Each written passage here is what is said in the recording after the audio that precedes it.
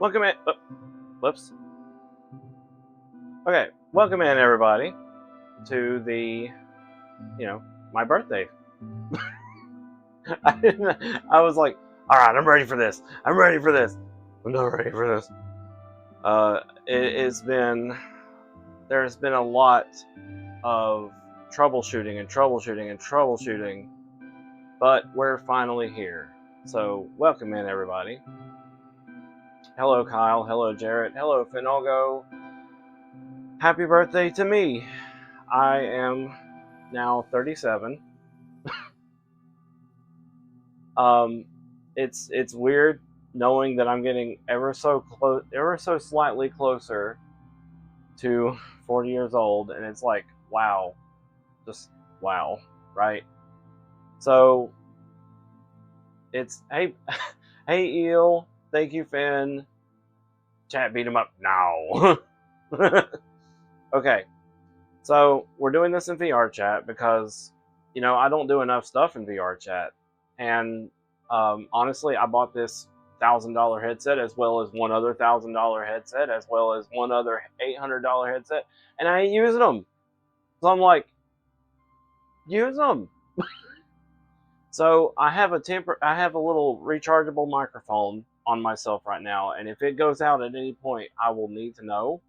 Hopefully, I can tell by the little microphone icon over here.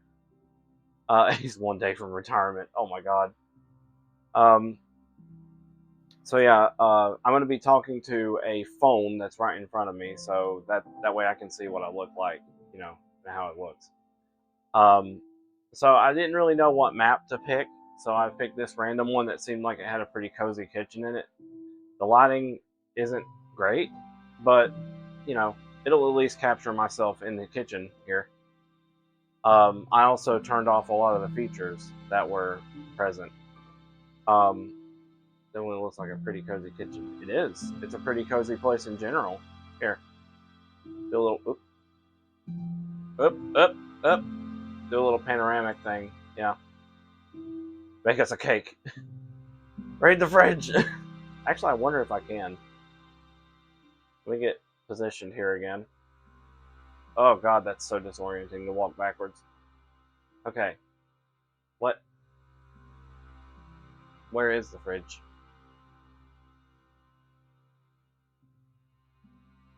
Oh, it's over there, I think. No, I don't think I can interact with anything in here. All right. So basically, what this stream is going to be. Also, my headset lags a little with the connection, so hopefully that's not going to be terrible. So what this is going to be is I'm going to try to go as far back in my head as I can remember, because God knows I am great at remembering things. Oh, I forgot to send a link to my mom. I just remembered. Thank you for the follow, Zaruk. Also, something else. I had to set myself to follower only for the chat because bots. I'm tired of the bots, and I hate to be that guy, but bro, it's like 2, 3, 4 a day, and it's ridiculous. Like I meant to send a link to my mom. I gotta remember if I can do that. Hold on. How do I need to access?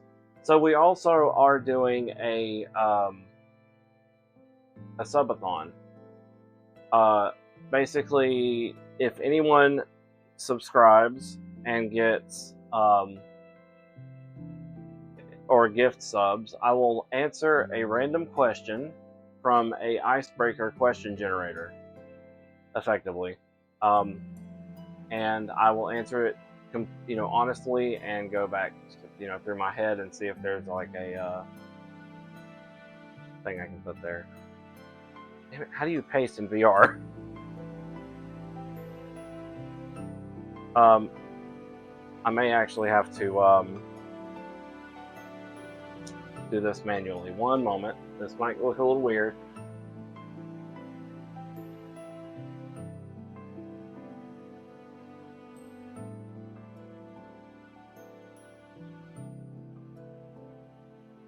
Oh, Did that not work at all?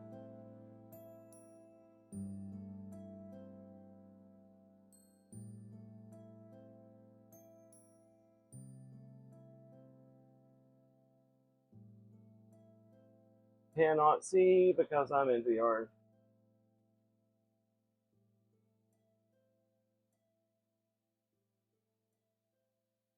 Fuck. Facebook!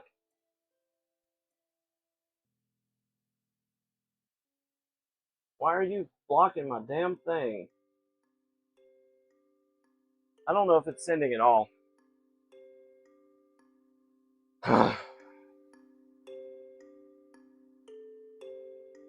Okay.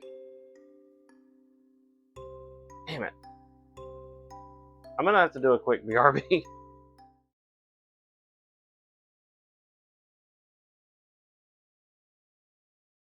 I'm very aware of every single update that comes from Project Voltage. 700 damage? What the fuck, revolving?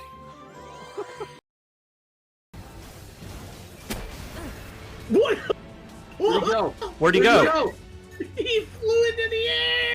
He's going back down. No! No! Did he come to what? What happened? He got sent into the air and he died from fall damage. Awasi? Is that how you say your name? Anawasi? Thank you for the raid. Well, if you are new to the channel, then let me introduce you to the wheel. I'm kidding. Let me introduce you to. Okay, so today I learned, but I'm gonna move on. Okay, so basically what this is gonna be is I'm gonna explain any memories I remember from my childhood or otherwise, and more recent events and stuff like that. So, I was trying to send a link to my mom, but apparently Facebook bans Twitch links, and I cannot send her the link. That didn't used to be a thing. Anyway, good old scumbag Facebook. Either that or something is seriously wrong. Whatever the case, anytime I posted a message, it sent. And then when I would send a message with the link, nothing. Heard Animal Crossing. Voodoo. Can't read. Perplex sound effect in my head. Oh yeah? Okay. So I guess I'm going to go ahead and get started. So, where do I get started? We'll start with like the very first thing I remember being told that I did when I was younger. So I'm a gamer at heart, and if it wasn't obvious enough way back in the day, because I was born in '89, I came out, I came into the world just at the peak of the Nintendo. Like, it was like way back then, and we're about to get the whole story, A to Z. Yeah. A to Z, Z to A. So the thing is, when I was born and I was able to crawl around and do whatever I wanted, whatever I could, I was playing Nintendo, like, from the start. It was so weird to hear that whenever I discovered what a video game was, I was already like, I came into the world as a little lowercase a. No, like, my grandmother said that when I was introduced to video games, the very first thing I would do is I would crawl out of bed early, and I'm talking 7 in the morning, turn the volume all the way down on the TV, and play Super Mario Bros. 3. That or Galaga. And I would sit there and tinker with the cartridges until it worked. because somehow I knew how to get it to work. She said I must say, she said I must have watched me doing it. Like, I must have watched them doing it, like blowing into the cartridge, putting it back into the NES, and then pressing the power button to see if it worked. Dude, I was doing that at like age 2 or 3. It was crazy. I don't remember anything else before that, but I do remember specifically crawling out of bed more than once. To be fair, it can play Gran Turismo. If I can play Gran Turismo at the age of 3, it's entirely possible. Yeah, like Galaga and Mario 3 were my go-to games. He was born screaming and now sleeps. Okay, what? I'm gonna try to fix my headset here. The chat is so blurry right now. I could probably just move you guys down because you're like on my forehead right now. Okay, so A likes screaming and Z likes sleeping. Okay, so outside of that, I remember what it was like living at my grandmother's place before she got a new house, because that old house was interesting. I mean, it was in the 90s, and trailers back then had a particular style to them. And it was like not a double wide trailer, but you know, it was one I can remember. If you were to start from the master bedroom, it was like a hallway that had a mirror closet on the side, and the bathroom was right in front of it. And then if you walked forward, you had these 2 steps down, and that was the master bedroom.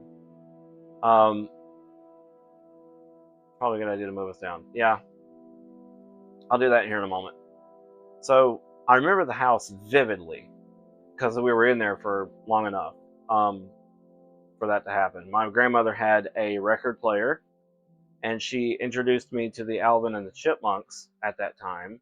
And apparently I really liked Danger Zone from the Alvin and the Chipmunks because she had video like recording of me dancing to it as a baby, you know, as a youngin'. And so Danger Zone from Alvin and the Chipmunks was like one of my favorite all-time songs, and also like when I was younger, that is, like kiddo. Then like after that it was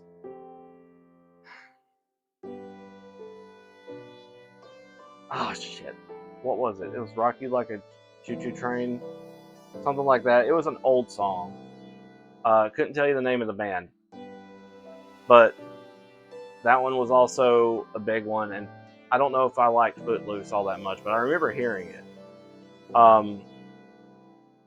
So if we were to move forward from there, I remember being my grandmother and her husband were like super hype about the new Super Nintendo that was coming out right around the corner.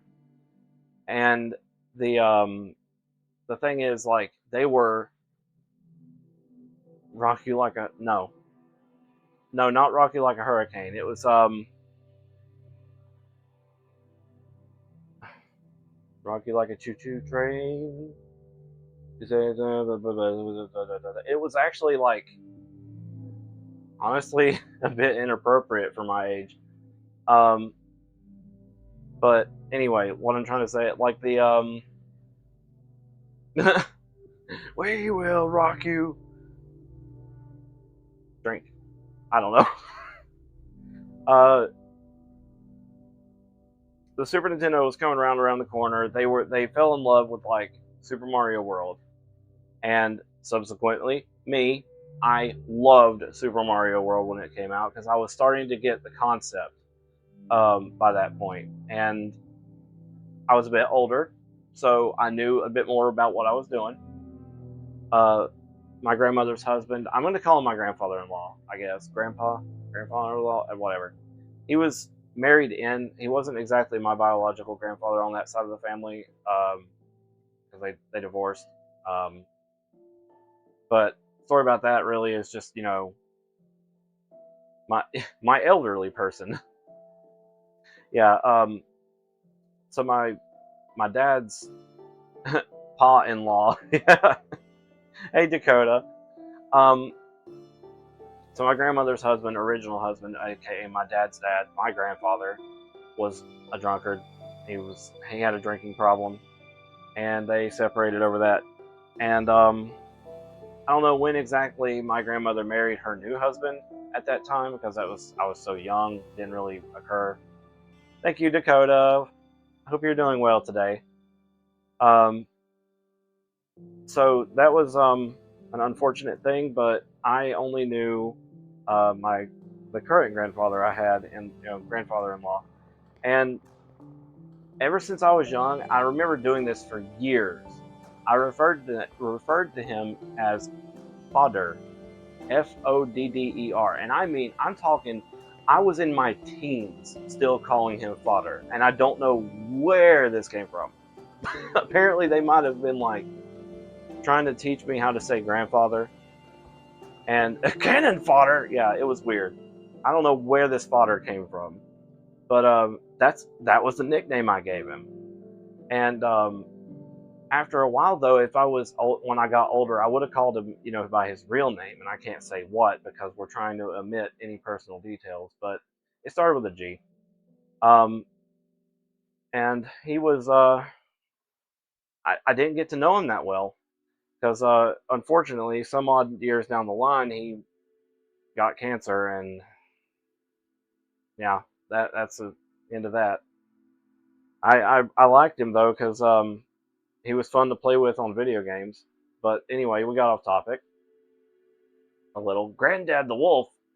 Um, so anyway, around the time that the Super Nintendo came out, things were really, I was starting to understand video games more, and I just dropped that poor drink in the floor.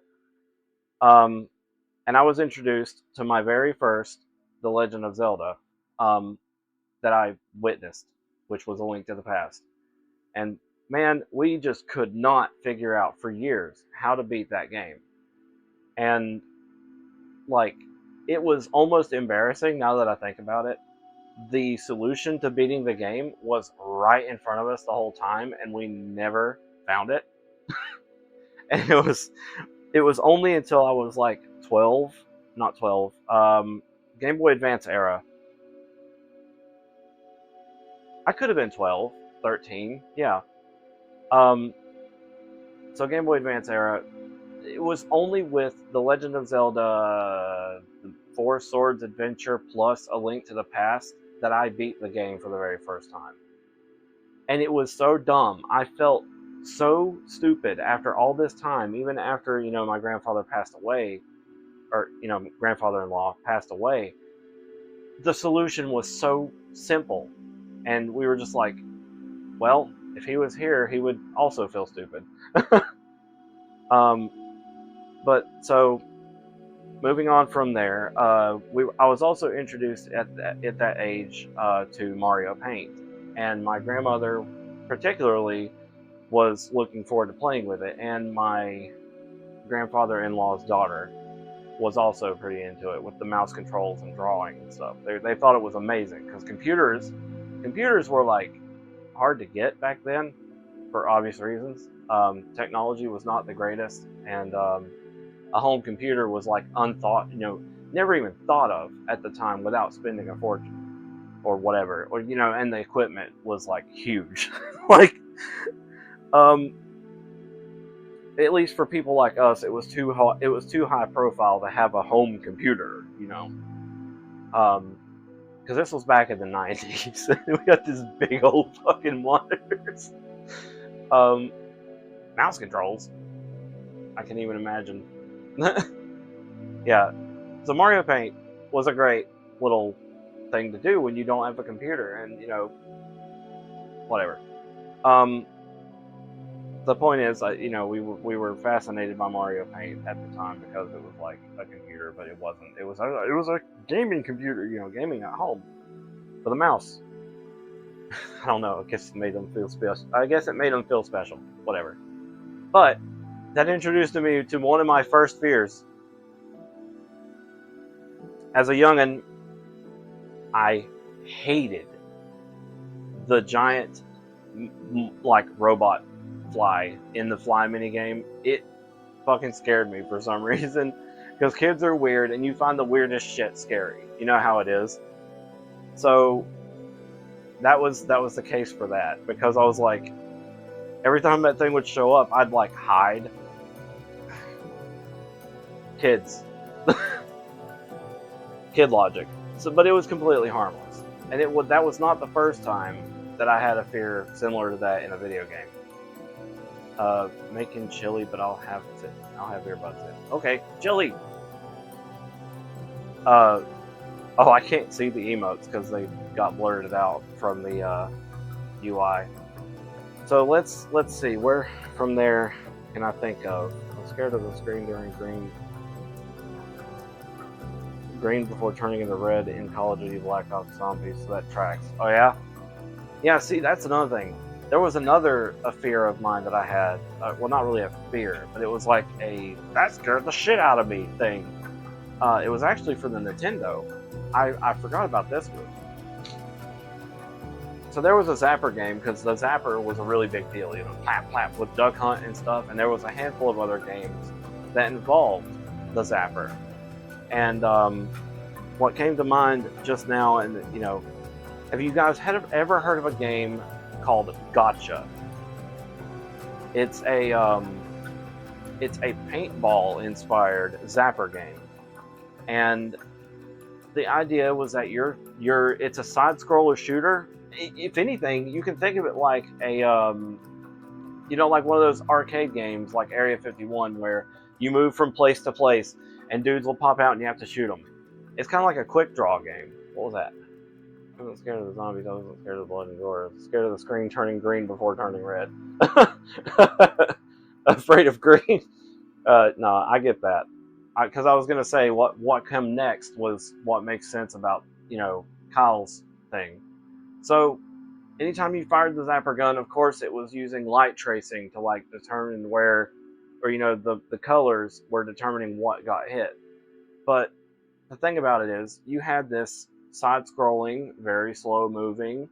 These little dudes would run across the screen. You'd have to shoot them, and but if you took too long, there was like this kind of almost patronizing music that would play when you're being targeted, and it was a little unnerving.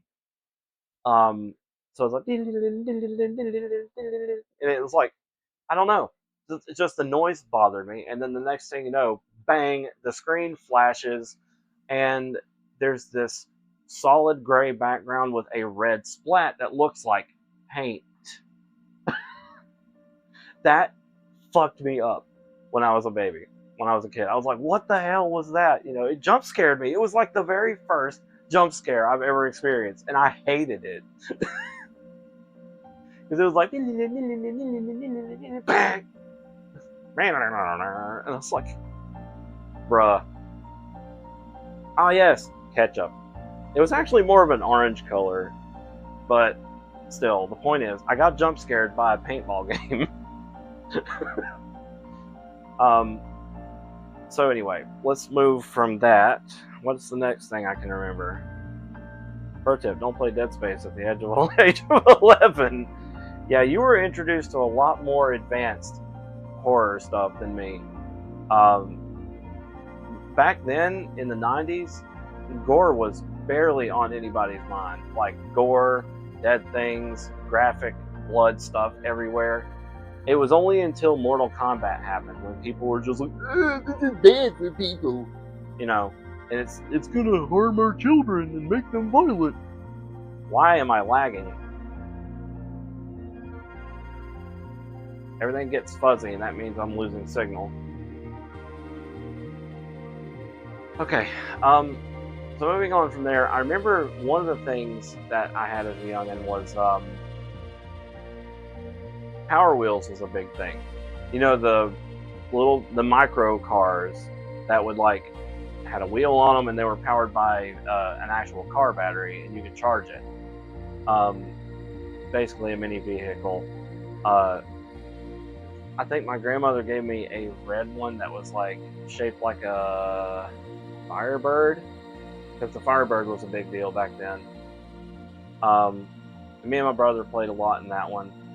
they had recorded footage of me playing in that car. Like, that's the thing. Like, video recording was also becoming a big hit. And what's your window? You're letting the Wi-Fi out.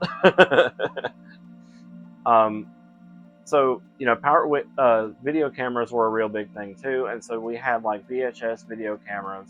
My grandmother would record any chance she got of us. And so there's a lot that I remember because of that. Bless her soul.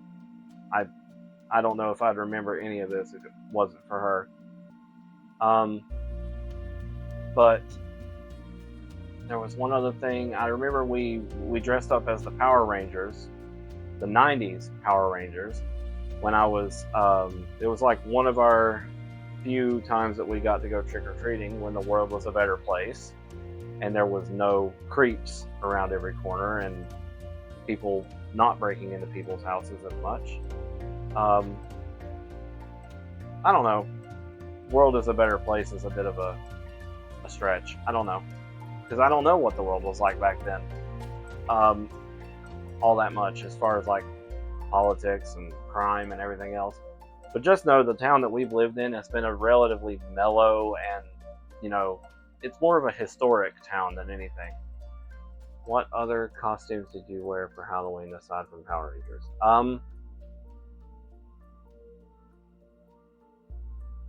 I don't fully remember.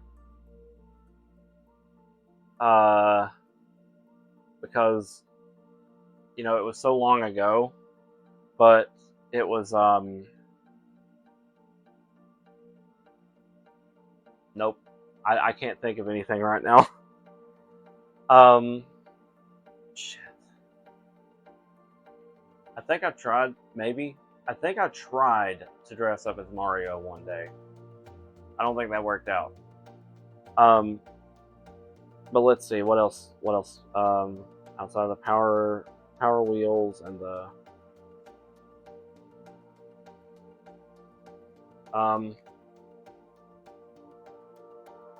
Halloween costumes. Alright, well, whatever. We'll move on. Let me check my battery. Okay, I got 68%.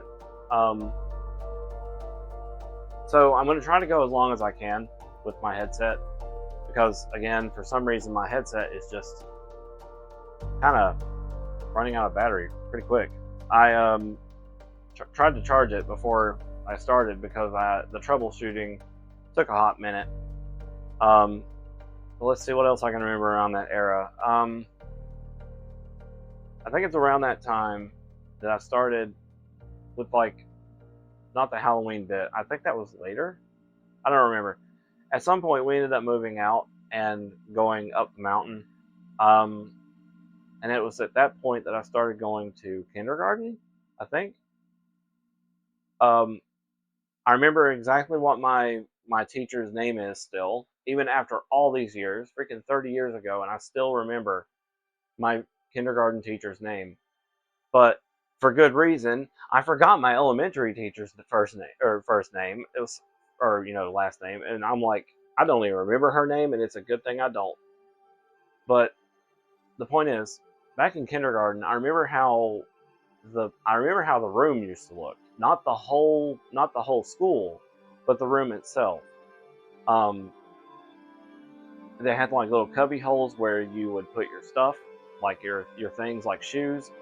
And there was like a special smiley system or whatever for if you did a good job, you didn't lose any smileys. But if you did something wrong, you had to turn in one of your smileys, and that would tell the parents how you did.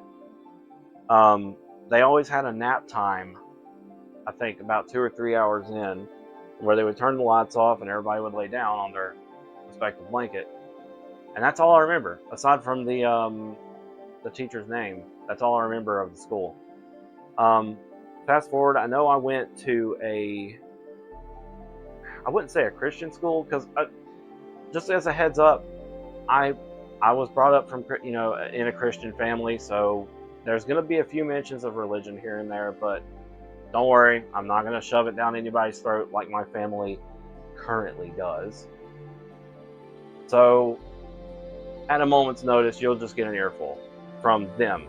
It's not going to be from me, because I know not to treat people like that. The point is, I was in I think it was a Christian school of some kind, and it was either that or it was a church that had a school. I I don't know. I just remember that it was not too far away from our church that we were going to at the time, and we would get out and go back. Go back. I don't know exactly what that was. I'm sure my mom would have been able to tell. Would have been able to tell me. But that was the first time I discovered what it was like to steal from somebody. That's random, but yeah, that happened.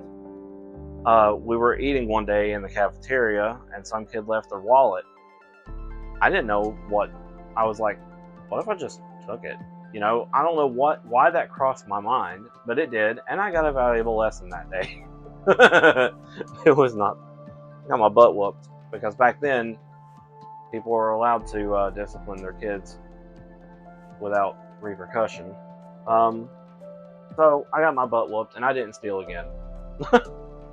So I'll fast forward a few 10 years, and I'll tell you when I stole again, because I did steal again. It wasn't like, it wasn't as a big deal though. So anyway, moving forward from there, that was one highlight that I remember. I remember how our house looked over there. Kinda. It was the first time my sister had a dresser fall on her. That was crazy. Wait, I got off-centered. How did that happen? Where am I? Oh, I'm way over here. Whoa! Hello, phone. Yeah, I got way off center. I was over there at the dresser. Not the dresser, I was towards the wall. Anyway, so here I am back in the center. Where am I? He's being uploaded to the Matrix.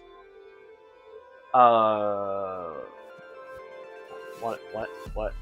Oh. So, I feel like it was around that time, either I was 6 or 7 years old, but I want to say 7. There was like a dirt road, and across from that is where we were, and there was a nice porch, and walked in the door, and I don't remember anything outside of that, outside of my bedroom. I remember what the porch looked like and the yard looked like. We had a big tree in the yard, and unfortunately that's where I witnessed something rather sad. My dad's dog got poisoned, but that really sucked, but it introduced me to just how cruel some people can be. But that was also an incident. There was also an incident in that house that I ended up in the hospital for the very first time, to my knowledge, at least. Oh, I didn't even talk about that. Wait, okay, so here's something else. I totally forgot the most important part, not really the most important part because it's that far behind, about my life. I wasn't supposed to live. I know that's kind of like super dark out of nowhere, but I had a complication that not very many people have heard of, where I had too many female chromosomes than male, and they said if I did survive, I was going to be mentally disabled and probably have really bad teeth. Now, what's weird is that, I turned out fine, for the exception of some occasional, inconsistencies mentally, but my teeth are indeed bad. Like, they're horrible. Like, none of them came in straight. Hardly. And like, for a while there, I had 2 rows of teeth in my mouth. For like, my front teeth came out in front of 2 other teeth. It's weird. It was the weirdest feature about myself, and I didn't like it because I had, it made me look like I had buck teeth. There was 2 teeth behind it.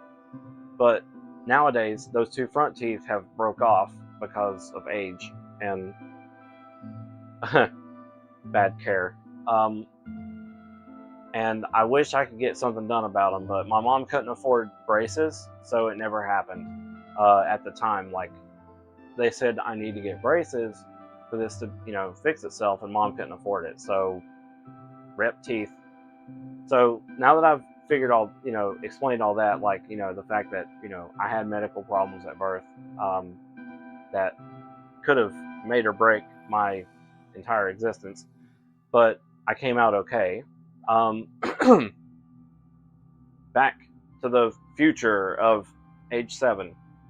One of the very first times I ever entered a hospital due to an emergency is me and my brother had this weird game we liked to play because we had a lot of clothing, and for some reason we liked to act like moles and dive into the clothing and just kind of go everywhere. We had, and I mean a lot of clothes. We were completely covered. So we were just and then we'd find each other, and then we would go, and then push away, and then we'd come back in. It just kind of went like that through piles of clothes. And at some point, I bumped into something, and I thought it was him. So out of playfulness, I leaned my head down and I went, boom, and I felt some kind of sharp pain in my neck. I had headbutted the wall. And I felt a sharp pain and couldn't move my neck. And I was like, Mom, I'm stuck. And I was like, oh no, it's like, what did I do? I don't know. And I came out of the house like this, literally. And I was able to walk. I had full functionality. It's just I couldn't lift my head past a certain point. And Mom said that at that point, I ended up with a neck brace. But I swear to you, I don't remember ever having a neck brace. Because that's one of those things you would expect to remember as a highlight in your life. No, I don't remember ever having a neck brace. But she claims I did. I must have been doped off meds or some shit. Like, morphine. I don't know. A child for sure would remember. Yeah, definitely. You lost a memories when you headbutt the wall. Okay. But see, I thought it was him. That's why I headbutted. And since I had no prior, visual on what was happening, bam, and I just felt something in my neck. More surprised your mother didn't lose her shit seeing her child walk out of the house with a force stuck. Yeah, I mean, she was there.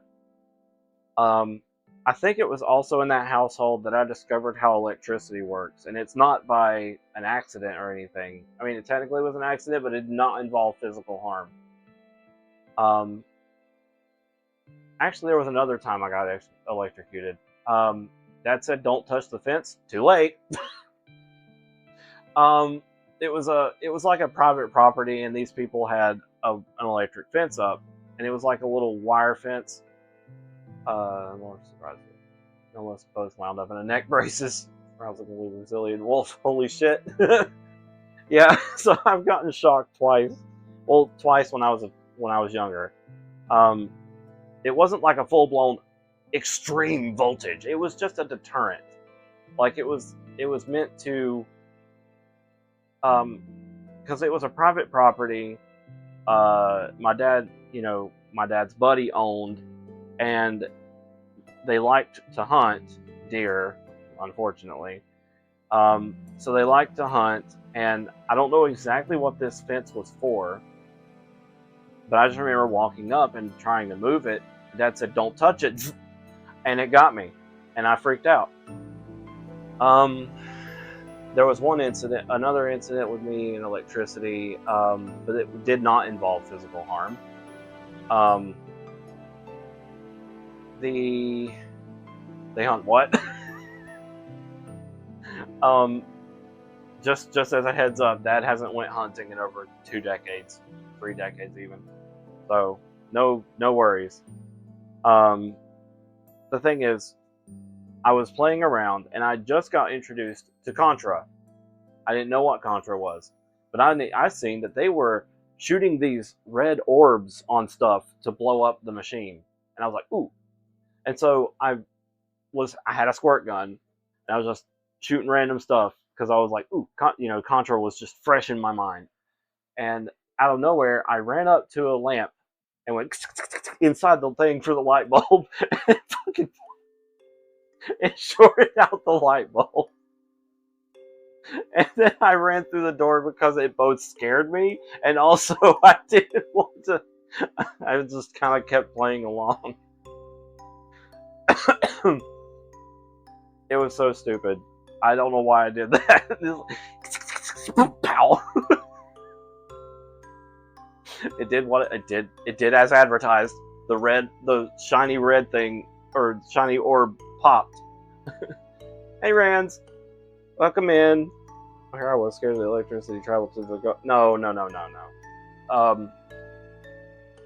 So what else happened there?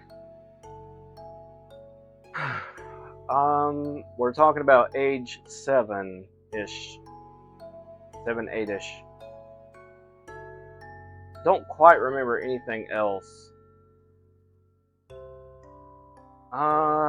There was a few family reunions we had with my grandfather's side of the family on my dad's. Theme parks? Well, there was a handful of fairs, but again, we weren't really a fortunate family as far as finances go. So, okay, yeah, I can tell a few stories about theme parks. Because I just remembered another one. So it wasn't really a theme park, but it was like we got an invitation. Okay, so we're way over here in the east, like, we're on the East Coast. Bruh, I'm gonna have to refund you that because I can't take this shirt off. I can't take this shirt off. It's okay. You didn't know. So put on shirt. Brain. Let's take a break from age 7 and we'll talk about places I went to. So one of the things that came to mind is I've never really been to Disneyland, but apparently my mom said, "Oh, we went when you were 1." Did me a whole lot of good. I've never been to Disneyland as an adult or a cognitive person. I've been to Carowinds twice. Yeah, twice. Been to Dollywood once, and also went. There was no birthday. It was just birth. This birthday never dayed. But like, there was one other thing, and I want to say this was more of a historic theme park rather than a roller coasters sling you around and get bruises and call that fun theme park.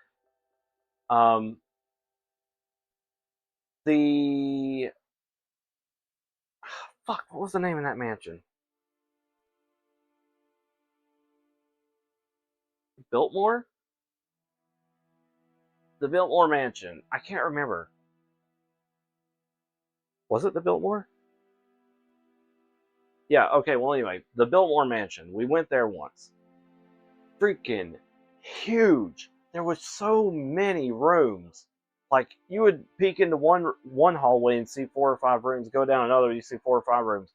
They had a massive kitchen, and they had a indoor bowling alley, and this is not like the new age bowling alley. This was like a completely untouched artifact from history. Like, this was back in the 60s, 70s plus, whatever era of like basic, super basic, and it showed. The house was kind of primitive, and because it's trying to retain the history. That's really what was the most prevalent part about it. They had a huge garden with fountains and stuff. Hedge maze. I don't remember if it had that, but it was basically like top class Aristocat in a way. You know, just really rich people stuff from back in the day. I don't remember too much outside of that, aside from the indoor pool and the indoor bowling alley that was there. And also, my mom went to their winery to try it. I'm like, Mom, I didn't know you drink beer. And she's like, this is not beer, son.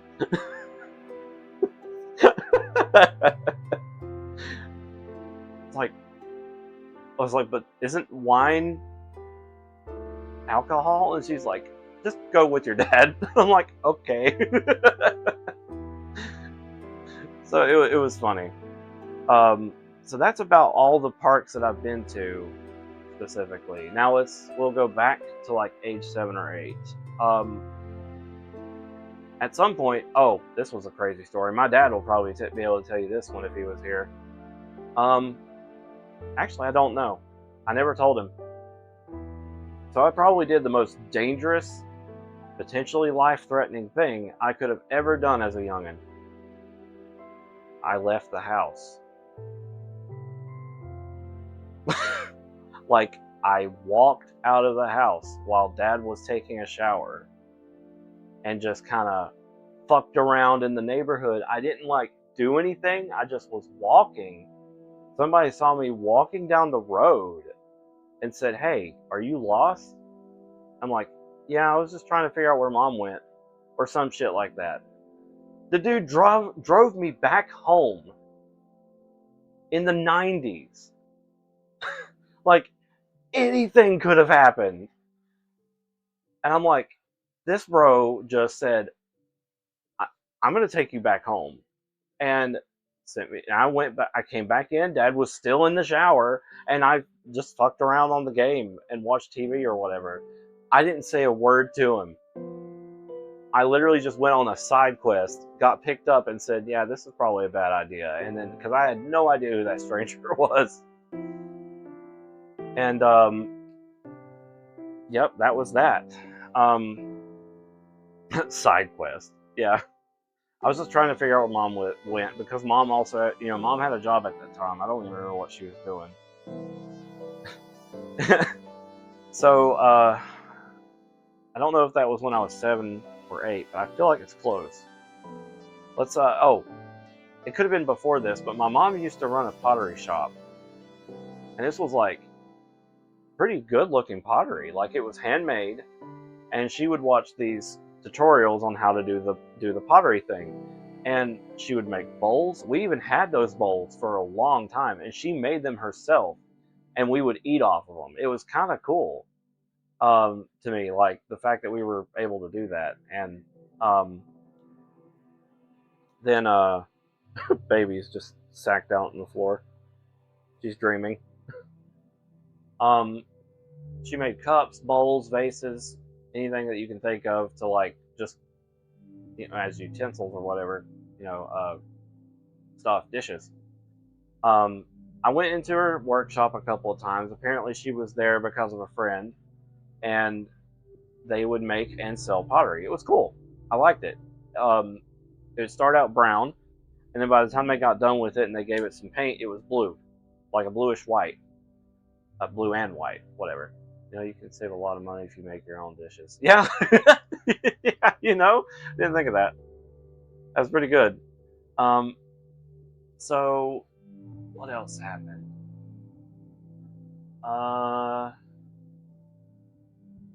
It could have been earlier than that, but at some point when I was around 7, that was when I was introduced, finally, to Zanac, one of my favorite shoot-'em-ups for the Nintendo. And my dad loved it because he was real big in the he's always been real big into, like, jets, airplanes, and such. Mostly jets, like F-16, Eagle, whatever the fuck. Yeah, modern jets he was, like, real big on because of Top Gun, the movie. The Top Gun movie was really popular. And a few other things. But in the midst of him being into that kind of thing, I think he ended up coming across Xanac. And it's a top-down shooter, and you move left and right in all 4 directions. You have 8 different power-ups, and you just cause chaos. I've streamed it a couple of times on my channel, and since it's topic adjacent, you ever play Ace Combat? My dad did. He's played every Ace Combat to date, as far as I know. I think he played the last one he played might have been 6 actually, but I made him aware of Ace Combat 8. He's probably gonna try it. But let's see, where am I going? So that was about the time that I was introduced to my favorite shoot 'em up ever, as well as Captain Skyhawk. That was a cool one. So fast forward, let's go to about 10. I don't remember about 8, 9 years. That could have been when I went to school, actually. I was real big on Killer Instinct because it was cool and it was like the alternative to Mortal Kombat. And, you know, of course I played things like Donkey Kong Country and other Super Nintendo games like Star Fox. Actually, Star Fox didn't come until later because I found it at a retro game store. My grandmother still had her Super Nintendo. She had her Super Nintendo sitting on top of a PlayStation 2. That's the level of, you know, she loved her Super Nintendo. She would play Dr. Mario on it every morning. Every single morning, I'd wake up and see that woman just slaughtering Dr. Mario. Level 32, level 33, level 40. Like, she would just destroy that thing. And I'm like, dang. It's like, she's so good at that shit. Like, I could never. She's doing it on high, too. Like, level 53. No, but seriously, my grandmother was a Dr. Mario maniac. She could play that thing on the hardest difficulty, kick its ass, turn around and make some breakfast. Like, she loved her Dr. Mario.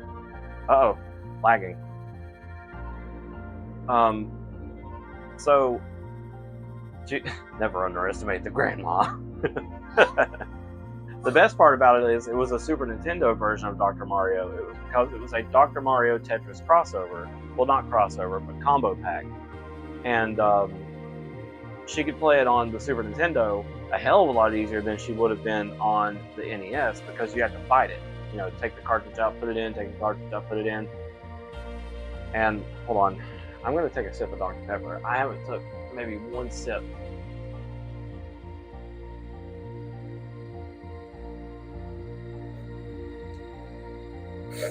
Okay. Okay. Your arms, yeah. It's because I put both the controllers in one. Now here's the crazy part. I'm going to get off topic. I'm going to set my controllers down. I don't even need them.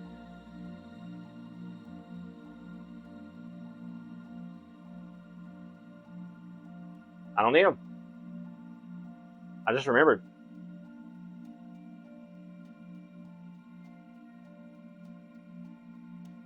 Come on, get this UI shit out of my face.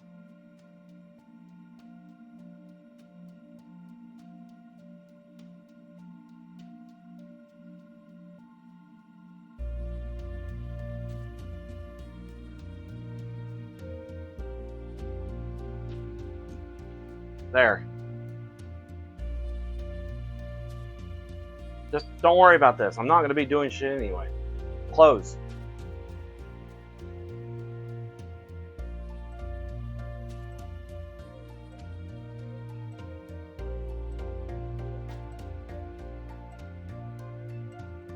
Impossible.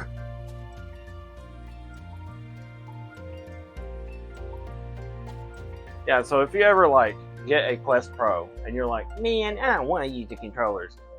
You don't have to.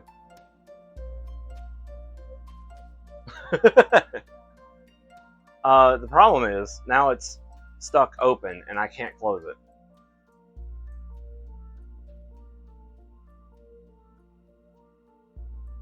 The menu is just stuck open.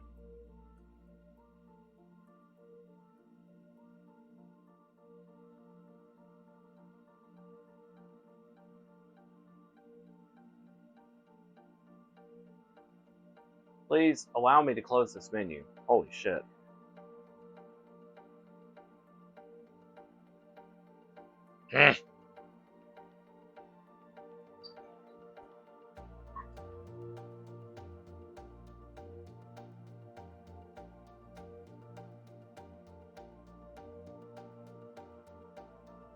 Okay.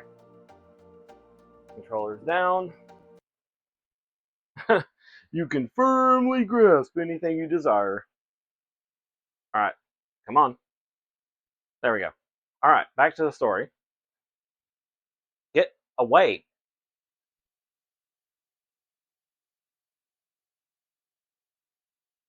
Music just stopped.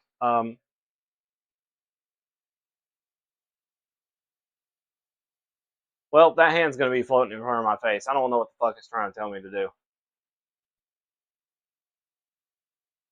But anyway, what was I saying? Captain Skyhawk.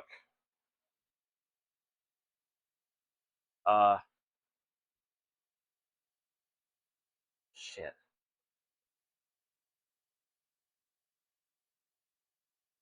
Oh, 10 o'clock. 10. Age 10. That's where I was going with.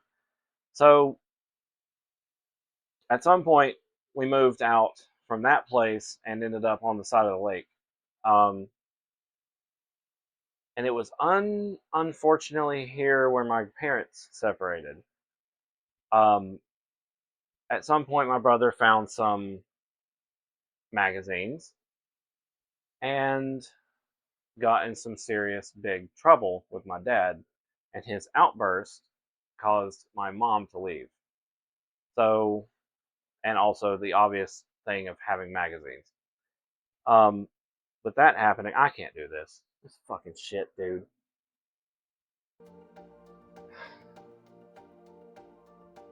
Whatever. I'm apparently being given the tutorial of this. Found the Game Informers. Yeah, so he found magazines, and it caused my dad to have an outburst. And when that happened, he kind of, for lack of a better word, assaulted my brother over it. He didn't hurt him real bad, but the punishment was a little too extreme. And so she left him for that, and also the magazines. And I didn't know what the hell was going on. I just seen it happening, and he left. And then his friend tried to get with my mom to help her through it, and then they got into a not really a fight, but dad's closest friend essentially became my mom's new husband over time. And this is where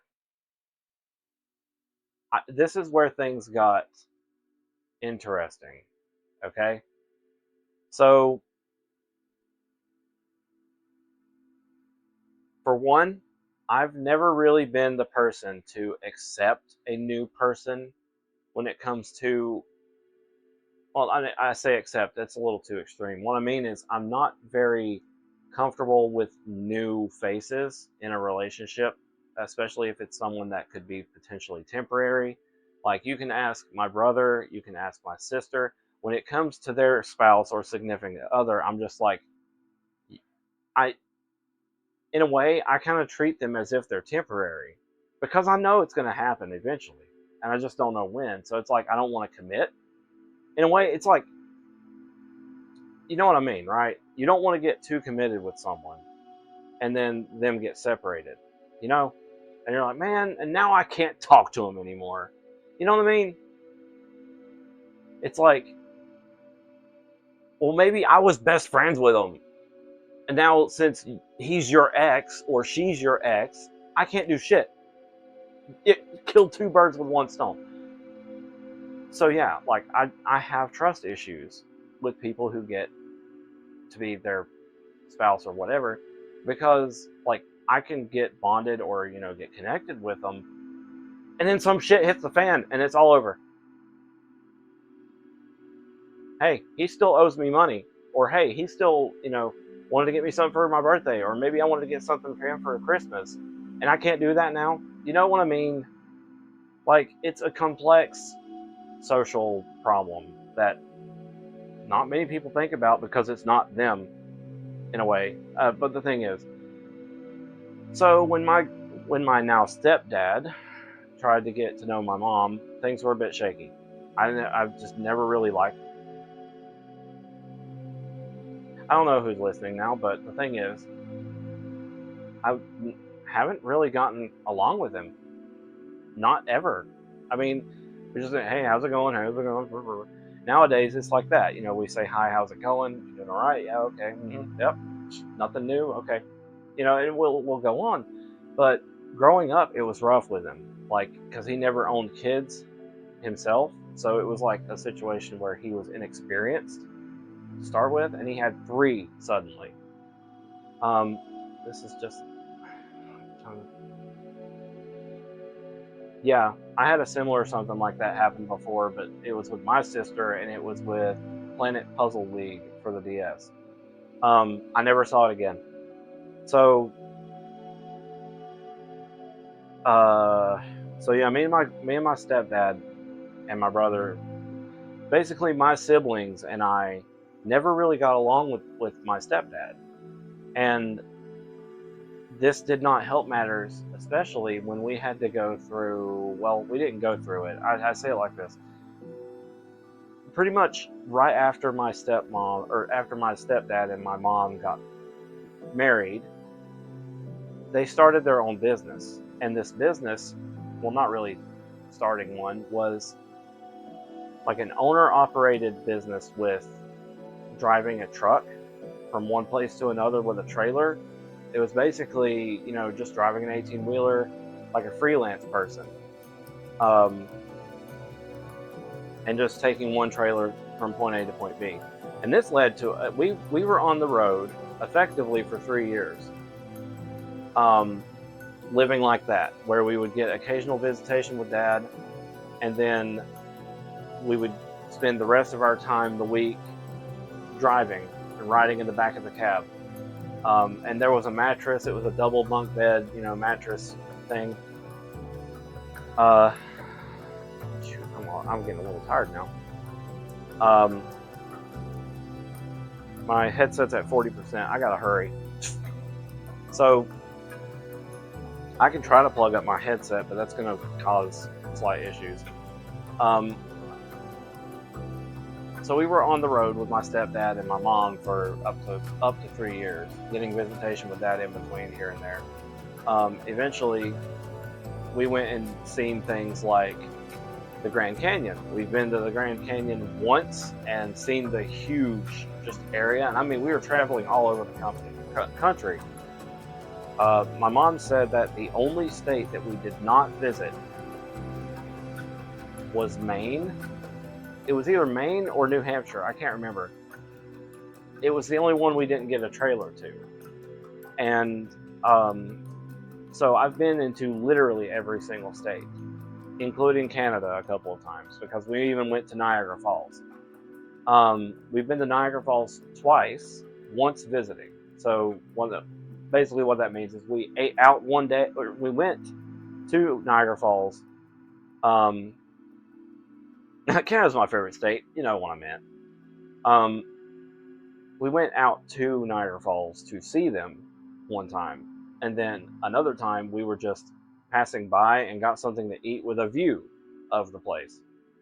So we technically visited, but we also didn't pay for admission to get in. So what other thing? We've seen the White House, I think. We went to Mexico once for some reason. I think we were just taking a little sidetrack to go check it out. And I'm going to be honest, at that time, it may not have been the best time to do it. It wasn't really the most easy thing to see because there was a lot of poverty. A lot of people were needing money and doing anything they could to make a buck or a couple of pesos. And, the peso in general has not really been a very expensive thing, and you know, it went a long way for $1.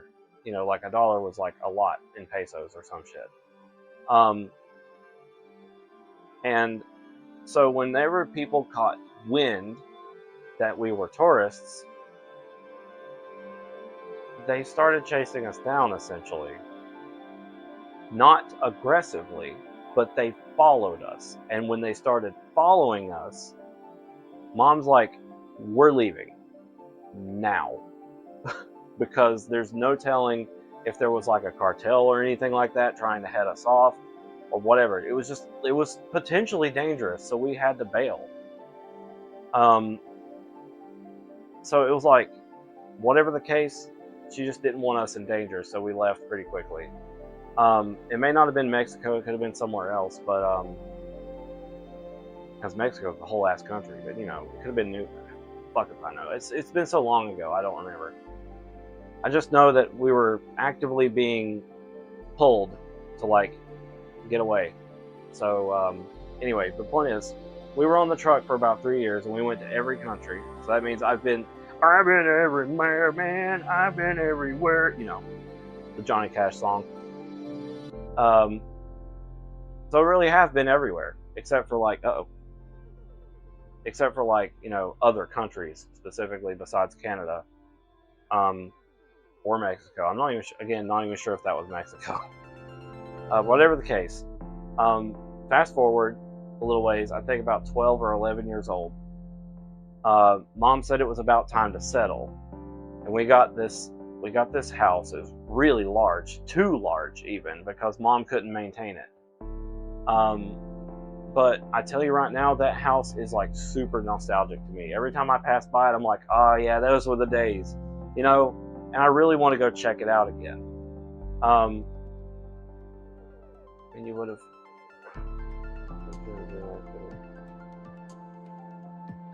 Oh, okay. Yeah, I don't know. I just know that it was really hot, and it was also, you know, kind of run down. There wasn't very much modern technology, so I guess it was actually Mexico. But outside of that, Mom was like wanting to settle down and get a house, so we got this big 2-story house, and we were able to hold on to it for a while. But it was at that point Mom was like, okay, we need to get you guys educated, and was trying to homeschool us. Because I was pulled out of school. That's another thing. I was pulled out of school pretty early. They wanted to put me on some kind of calming, focusing drug like Ritalin, and Mom said, "Fuck no! I just read in the book or read in the paper somewhere, got a kid killed, something like that." I don't know exactly what that story was about, but she said, "I'm not letting you drug you. I'm not letting them drug you." So she pulled me out, and from there I didn't get hardly any education. Hello? What is happening? I'm frozen. I'm literally frozen. I have no idea what's going on.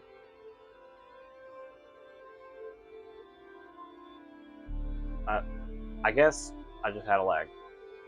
I know. It was probably not a light story, to say the least, but I was working on it.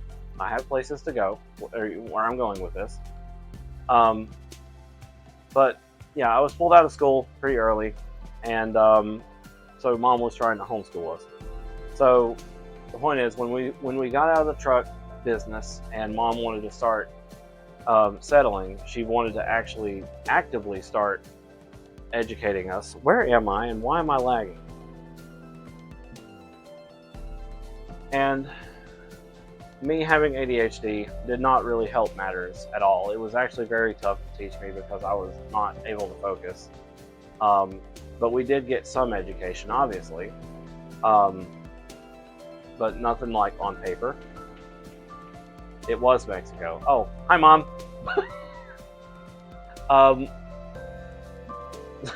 Okay.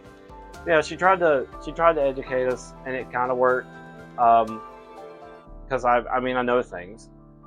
And we lived in that house for about close to 2 or 3 years. And some drama occurred with someone that we invited into our house, and I'm just, you know, leaving out names, obviously, but we met them through the homeschooling group, and some drama occurred that led to us leaving in some way, and I don't remember what happened after that.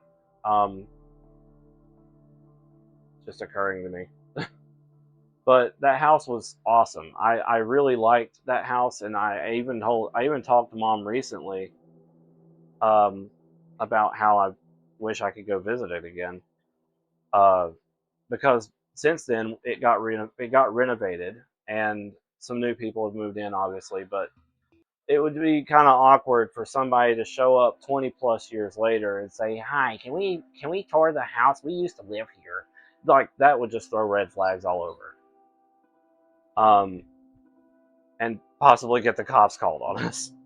So, it would be really cool if we could get, you know, at least see that house again on the inside. What did happen? Because I think I was starting to hit puberty, so a lot of things got really emotional for, like, you know how it is. Growing up, 13, 14, 15, I was like, oh, the most important part, and it actually answers Kyle Ripley's question. What first made you into a furry? Like, what started it? Okay. I gotcha. Yeah, I think I vaguely remember that. So this house with, like, the big 2-story house is where I invented Z. So it's a pretty important place because of that. I was just going to bed one day, and I had this wild dream of, like, where I just woke up one day and found a magic pen of some kind, and when I drew on the paper, my brother took off and, like, tried to show Mom, and on the way back he was a dog, and I was like, what the? And from there I was like, well, let me try. And of course this was like a very detailed, vivid dream, and then, you know, I tried it, and then I looked in the mirror and I was like, what the heck? And effectively that dream is what started it all. I was I'm going to adjust the camera a bit. I was, this weird pin was the reason why I was able to, like, transform into some kind of animal. And, you know, it was just magic, fantasy stuff. But it led to me doing comics and stuff based off the dreams. And then I kind of made a little series of comics that were based off of that. And it started to make people feel a little uncomfortable. You have Doodle Bomb pin in his dreams. You know, honestly, that could have been what started that. The fact that SpongeBob was really hot at that time. Like, he was just killing it with season 1 and 2.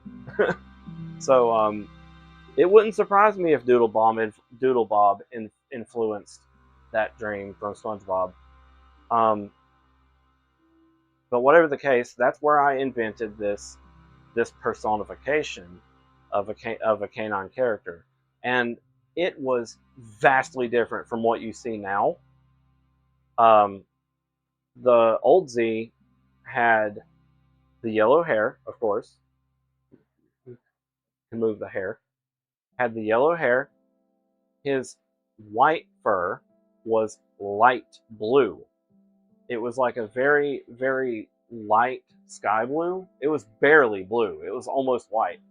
There was no stripes, and that was it. It was just gray fur and a light bluish underbelly with yellow hair. That was it, and blue eyes. So that was the very first time I had designed Z. And after making a series of comics based off the dreams, and, like, they were really crudely drawn, I even have one.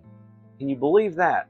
I even still have one of those comics, and it's somewhere on my save, my files, and somehow I scanned it into the computer and saved it. Much many years later. Insert Scene Wolf meme from 2010. Forgive me for not remembering what that is. So yeah, like I was making these little comics, but since it was making so many people uncomfortable in my family, eventually someone, I don't remember if it was my dad or mom, put their foot down and said, "Stop. This is an obsession and it's unhealthy." So I did. And I was just creatively stun locked for literally 5 years. Because I wasn't allowed to draw anything related to that anymore, and it made me feel awful completely, because I was like, I have so many creative ideas, and I was floored. I couldn't do it anymore. So I started making alternatives. I made this character named Mouse Man. I made a character that was like his sidekick called Claudia, Claw, Claw. Really creative. But I also had 2 other characters named Kang, and I don't want to say it was Jesse. It might have been Jesse. They were kangaroos, because I had a thing for kangaroos too, not just canines. So yeah, like there was a few characters that got invented back then, and this was all within the span of age 13 to 16. Just as a heads up, because it was kind of uneventful. I can't really think of anything else. Yeah, you told me. I can't really think of anything else like notable besides going to camp a couple, throughout the years, because we go to camp every year at the same place. And just for the sake of it, Mom, don't mention the location. I'm trying to keep locations and names and everything else out of the picture, because it's dangerous. But we go to the same place every year, and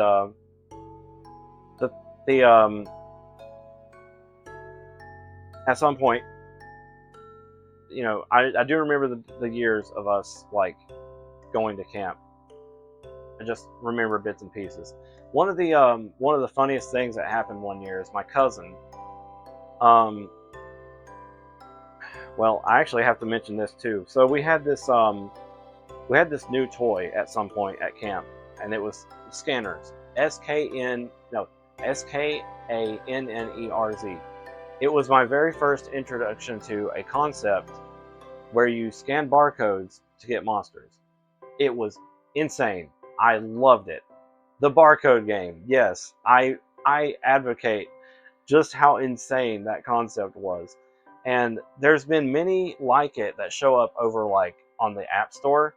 And the most recent one that I found, and I've subsequently been unsure if I should continue playing, uses generative AI, and I'm like, man, did it have to? But the concept of a barcode game, monster barcode game, is really cool. You can do so much with that if you tried. But we took that to camp one year, and it was the funniest thing, because one year we just pop up out of nowhere, and these people at Food Lion just had no idea what was going on, seeing these 3 kids, me, my brother, and my cousin, all scanning stuff to try to get different monsters and items and whatever else. And I remember Mom got approached by somebody and said, "You guys need to be careful. You just got me talked to about that." And we were like, we found it pretty funny. But it was completely harmless. But like, that was one year that was pretty cool at camp. And then like, my cousin was a bit crazy as a kid, and I miss that part of him. Because now that he's gotten older and he's went into the army, it's been a lot harder to get really funny stuff like that, like he used to have as a kid. But he still remembers it. Um, no, it's all right. Um, so my cousin one year had this really just hilarious moment where we were driving in the dark. We were at camp. We had these bikes, and the bikes had headlights, and his didn't. I don't know exactly if his just had no batteries or what, but my cousin was just driving off, and he sped up going down, and this is pitch black in the woods, on like the campground roads. And I think going around scanning things, they were, yeah.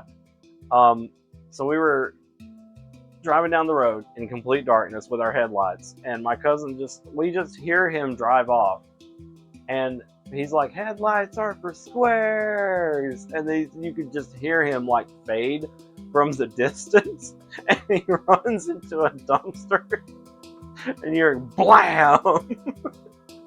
Ouch.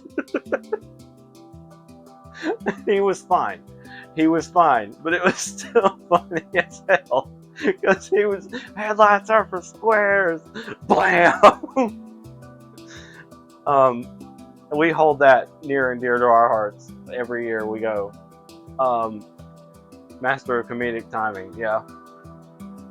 He was real good about that. One of the things that he did,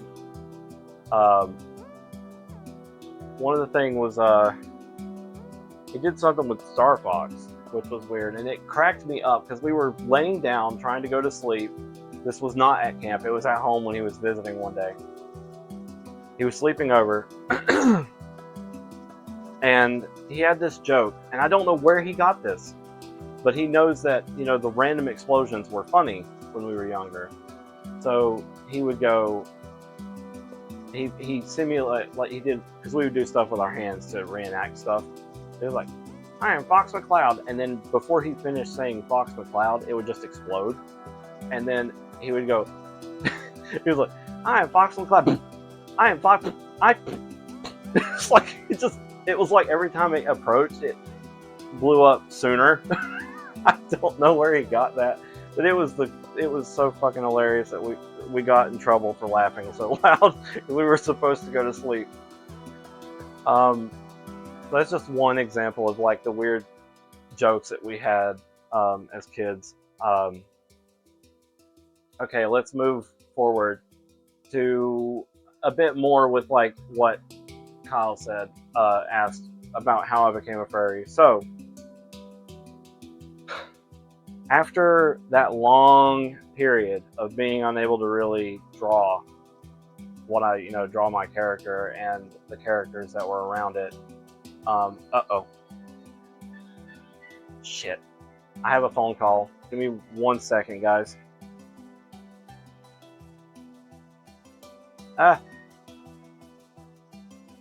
No. Okay, BRB.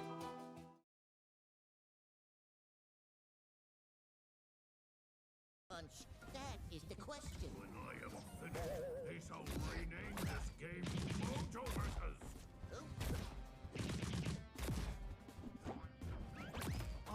Mojo Doodle has some rather explosive surprises for you.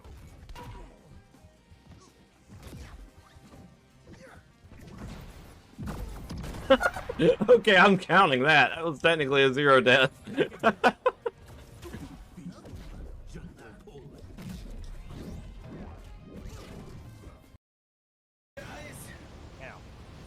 I don't think you can do it, guys. I'm dead. I got this.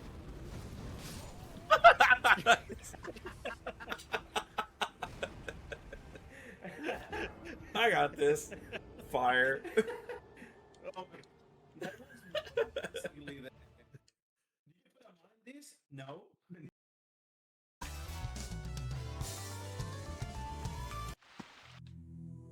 Oh no. Oh no. Oh no. Oh no. Give it your best. Oh no. Give it your best. Oh no. Oh no. The Chaos Emeralds. Okay, here we are. So, back to what I was saying with that. So, it was my sister. My sister called me. So, after that long period of not being able to really draw anything of my characters, when I turned 17, I was living in a new house with mom, and um, that was essentially one of the earliest days that I got access to near constant internet. Because there for a while we didn't actually have home internet for a long time, up until 2006 ish, 5ish. Um, it's a happy birthday call. It was. So I was introduced to an artist called Christine Miles. And if you look, she still does stuff, and it's insane. Like, I can't even tell her how much her work means to me, because it's been so long, and also I'm just a complete stranger on the internet. I think it would be really interesting if somehow I was to communicate with her and say, hey, I just want you to know, like, you're the one that started me out on this journey. And it's really just one of those left field things that you can bring up to somebody that could just completely derail their train of thought. Like, well, I don't know what I'm supposed to say about that. Because there was also other artists too, like, well, I mean, this is just their username. I didn't make this choice, but their username was Husky666. If you look them up, you'll find them real easy. They were a very, very popular artist, right there alongside Golden Wolf. So they were also inspirations for why I started drawing. But, off topic, when this happened, when I noticed that people were drawing these anthropomorphic characters, I was like, ooh, this is new. Maybe this will get accepted. Maybe this will be new enough and different that it can be appreciated. So I started trying to redesign Z.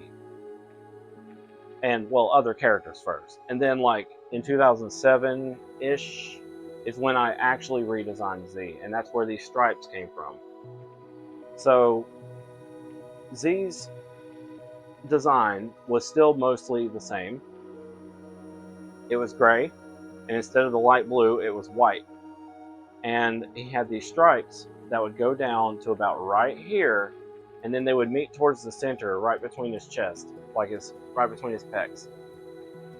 Eventually, that changed to where they went all the way down, and then it changed again to where it went all the way to his tail. So I was just like, this just feels like a good design to me.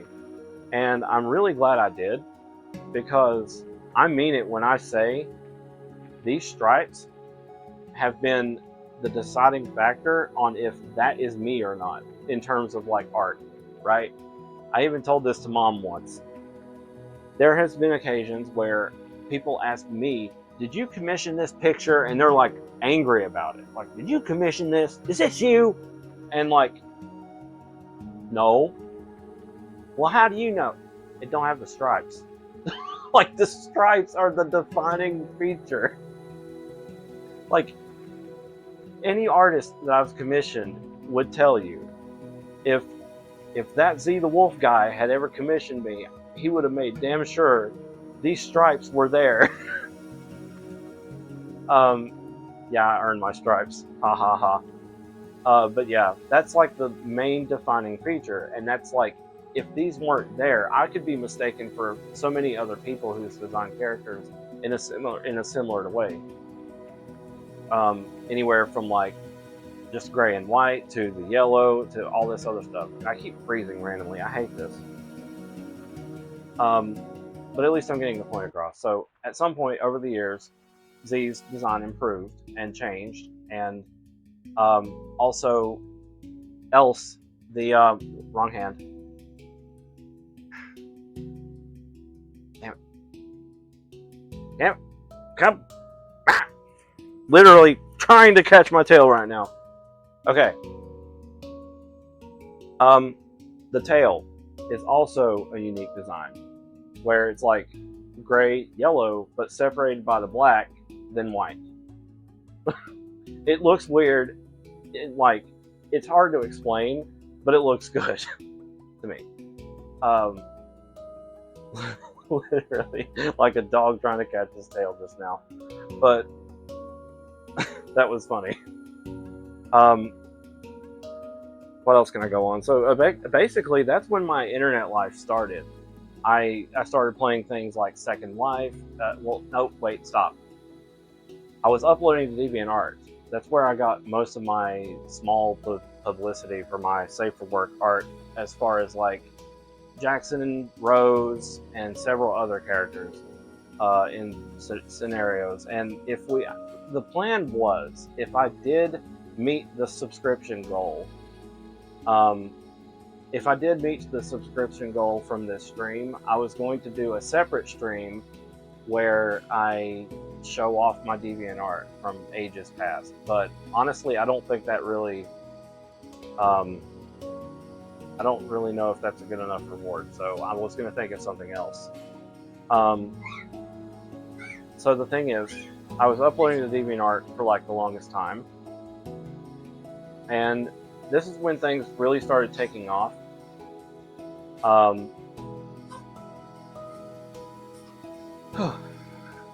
Because I met new friends, I got my art out there and was just exploring around, all that other stuff. And I got introduced to a game called World, WHIRLED. And it was a game that was similar to Second Life, but it was all on Flash. And I kind of made, I made a ton of friends there, including Silly DJ. And, oh, thank you for the resub, Ben. 34 months, goodness. Almost 3 years.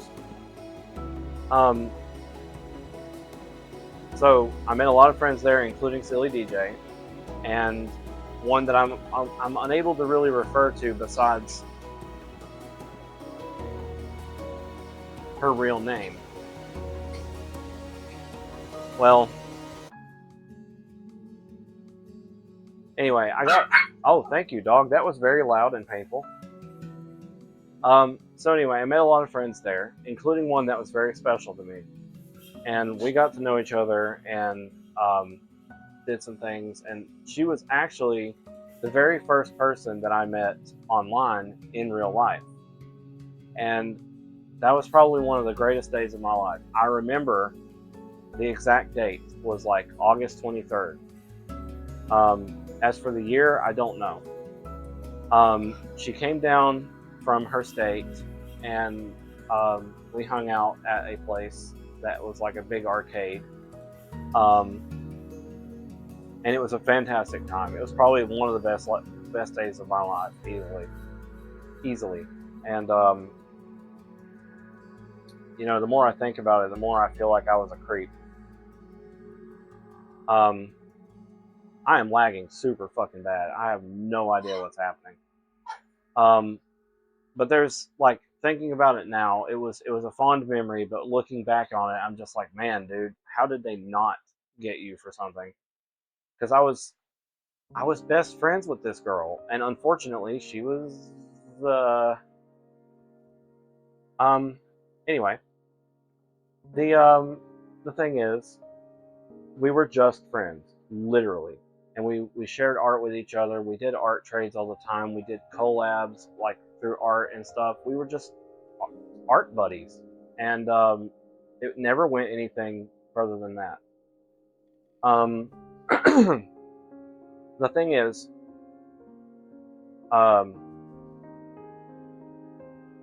wow, this song had to play during this.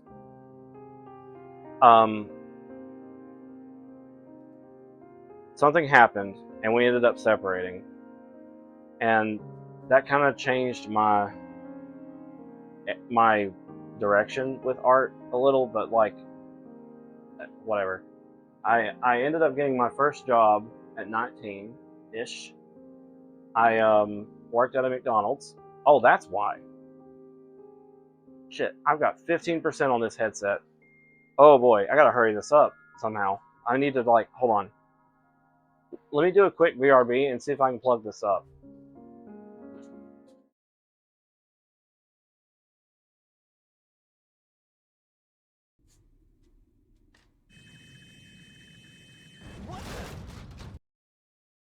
for the bus. I got a have warp a dash. flasks. I have 2 flasks.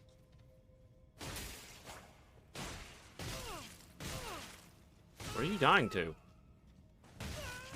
Do you not see the big man? No. Oh no. He's in a totally different location to me. Here, I'm fighting him right now. Wait, Zach, how many of the things do you have? The health One. things? Well, that You was only have funny. one? Hey, sorry. So he was over there in the corner for me. Weird.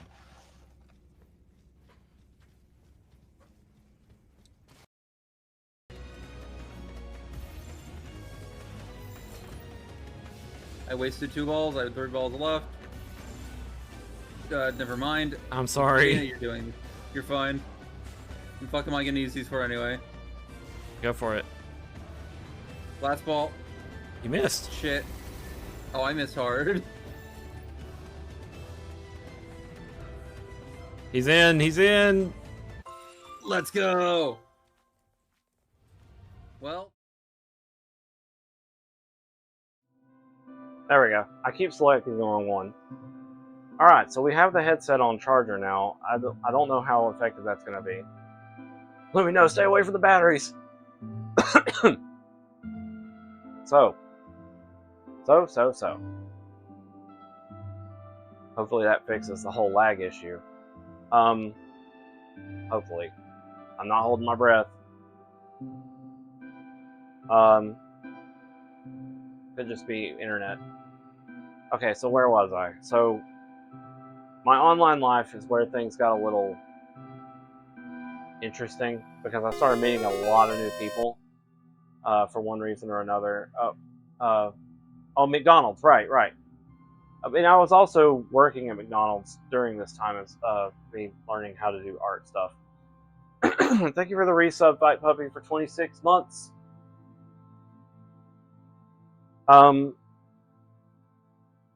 So, my very first job was at McDonald's, and it was about 30 miles away, and I was using my little junker that I got at some point. It was a Ford Escort, and I drove that thing into the ground, and some things happened with it. Well,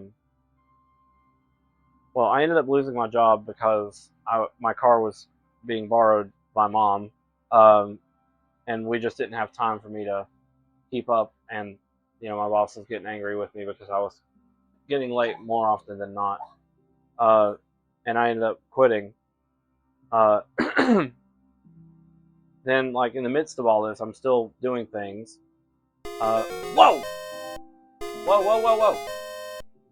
Hey, babe, thank you so much for how many subs?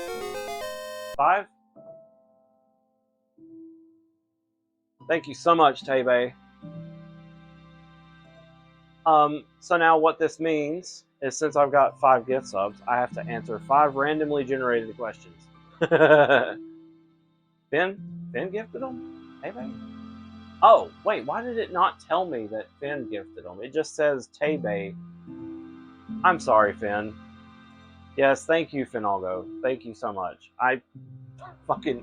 My thing didn't tell me it was you. It just said Tebe. Alright, so 5 randomly generated answers. Or questions.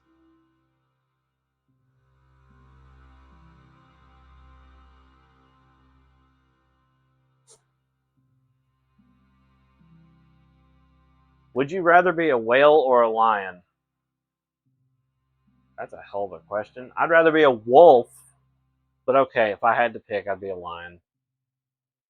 Next.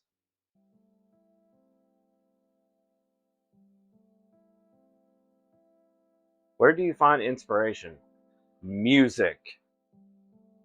Music and thinking of stuff.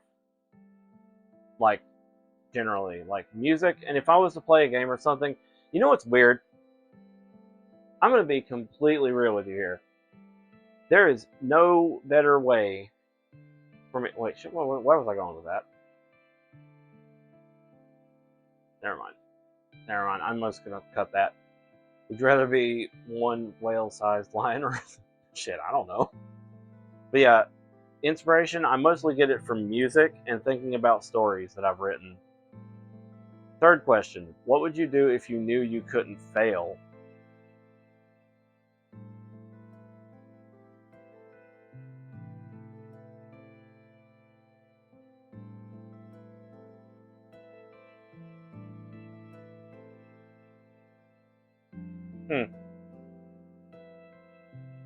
The lottery sounds way too easy.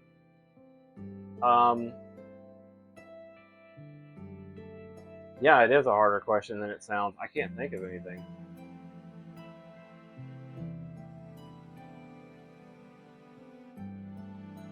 Mama, I was not 14 working at McDonald's. I was 19 because I was able to drive, and that's when I had my license.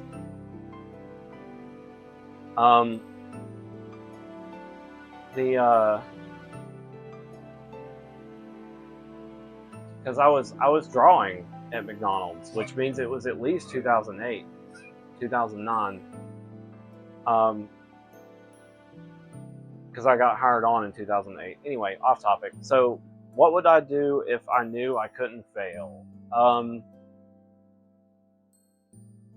I don't want it to be money related, but it probably would be. I would try to do something that would have scored me a lot of money. Question 4. Would you rather spend a weekend in a tropical paradise or a snow haven? Okay. With enough preparation, snow haven. Hands down. Tropical paradise is just too hot. You can't cool off as quickly as you can warm up. Question 5. What was your last Netflix or other streaming platform binge? It's Pokemon Horizons. Like, I don't really watch anything. Like, I haven't really subscribed to a thing besides Paramount Plus. So, yeah, really, like, Pokemon Horizons is probably the only thing I've binged recently as far as binging goes. So, yep, those are the 5 sub-questions. Randomly generated questions. So if any more subs come in, I will generate some more and answer them. For now, I need to parch my thirst. One moment. Dog. Somehow my dog found a way to still get stepped on, and I'm standing.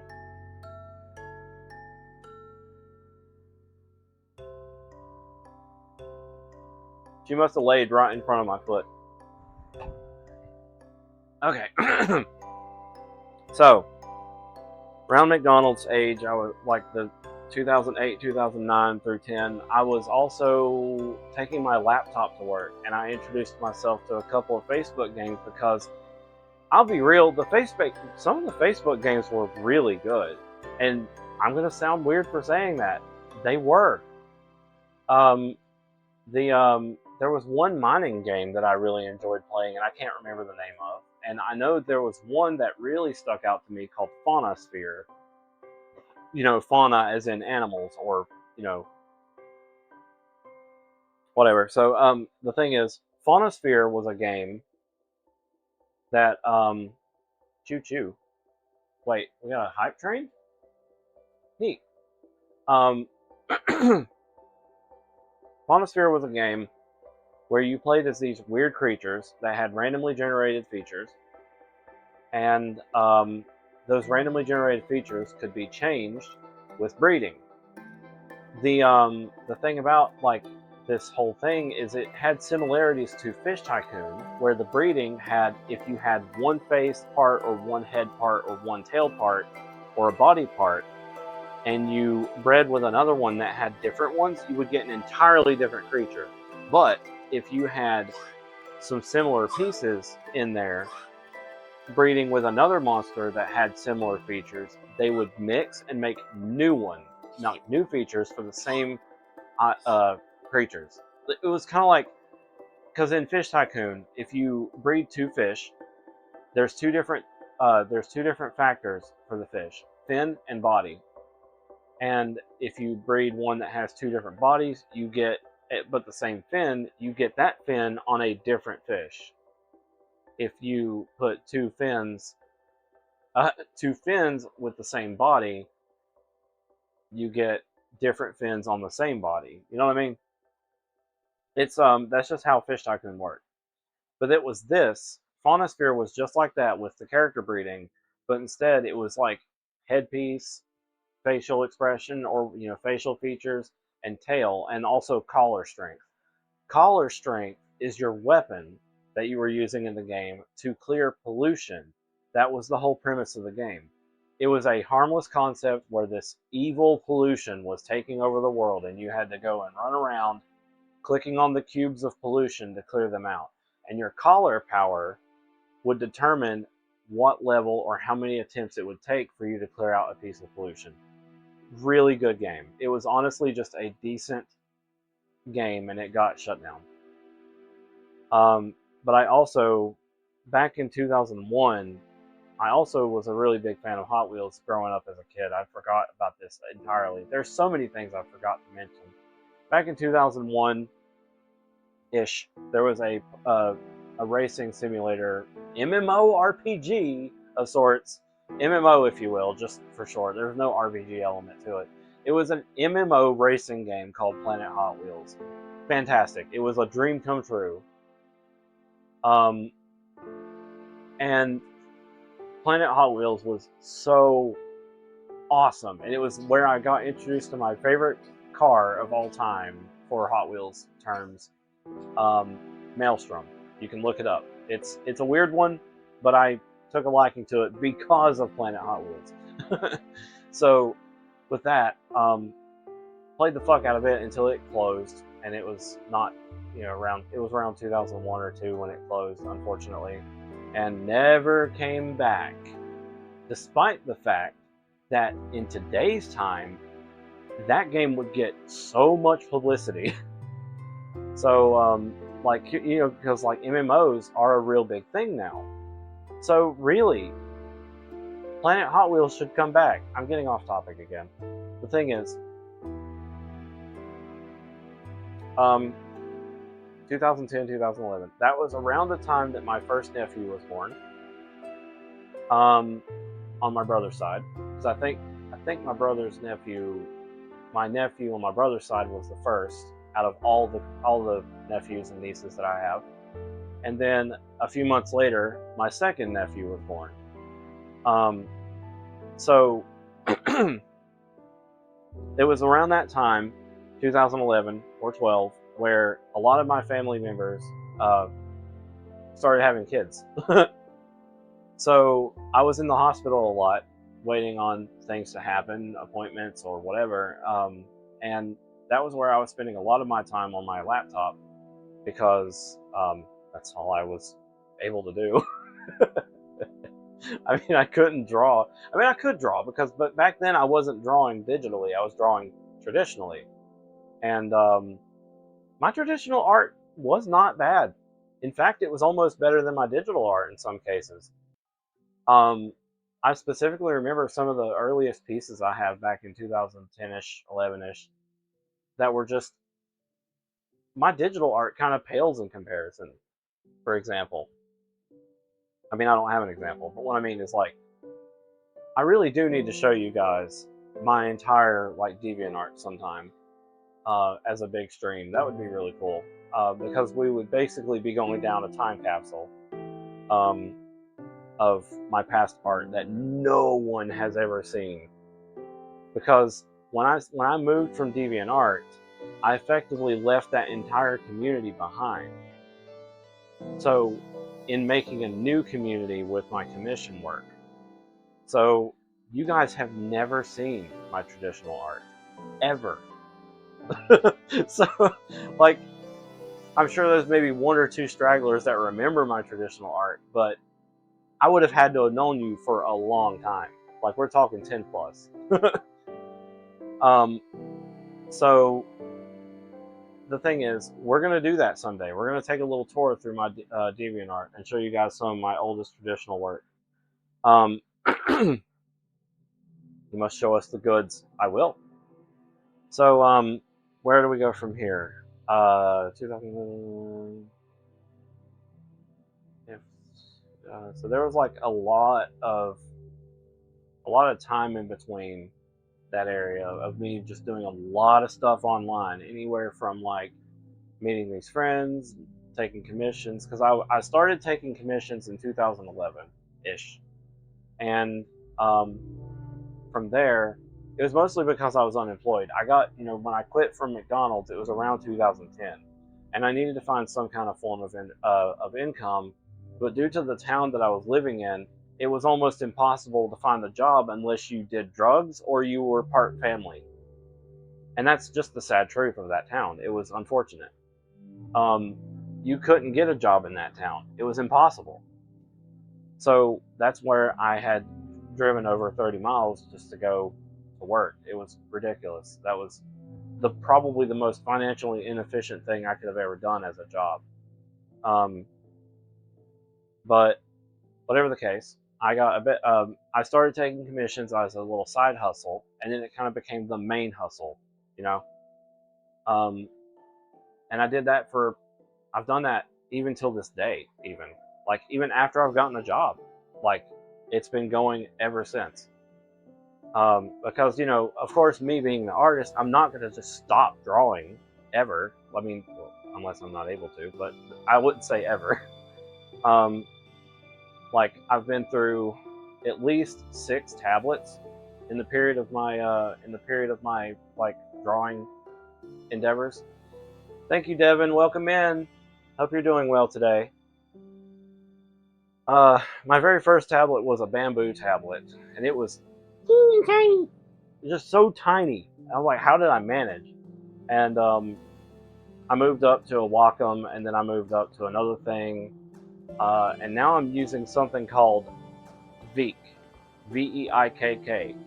It was a really like a budget tablet, but it still does the job. It's already paid for itself 10 times over. That's the thing. When a tool is cheap, you don't have to worry about making the money back. And I don't need no fancy screen on my tablet to draw. And if anything, it distracts me. So I just draw better while looking at a screen and drawing. So I guess it just kind of plays into my my capabilities of being, a gamer, because it comes naturally. Looking at the screen and playing a game. Anyway, where next? So there really wasn't much events between this time, other than I was living with my grandmother on my mom's side instead of with my mom. I lived with her for about 2 years, 3.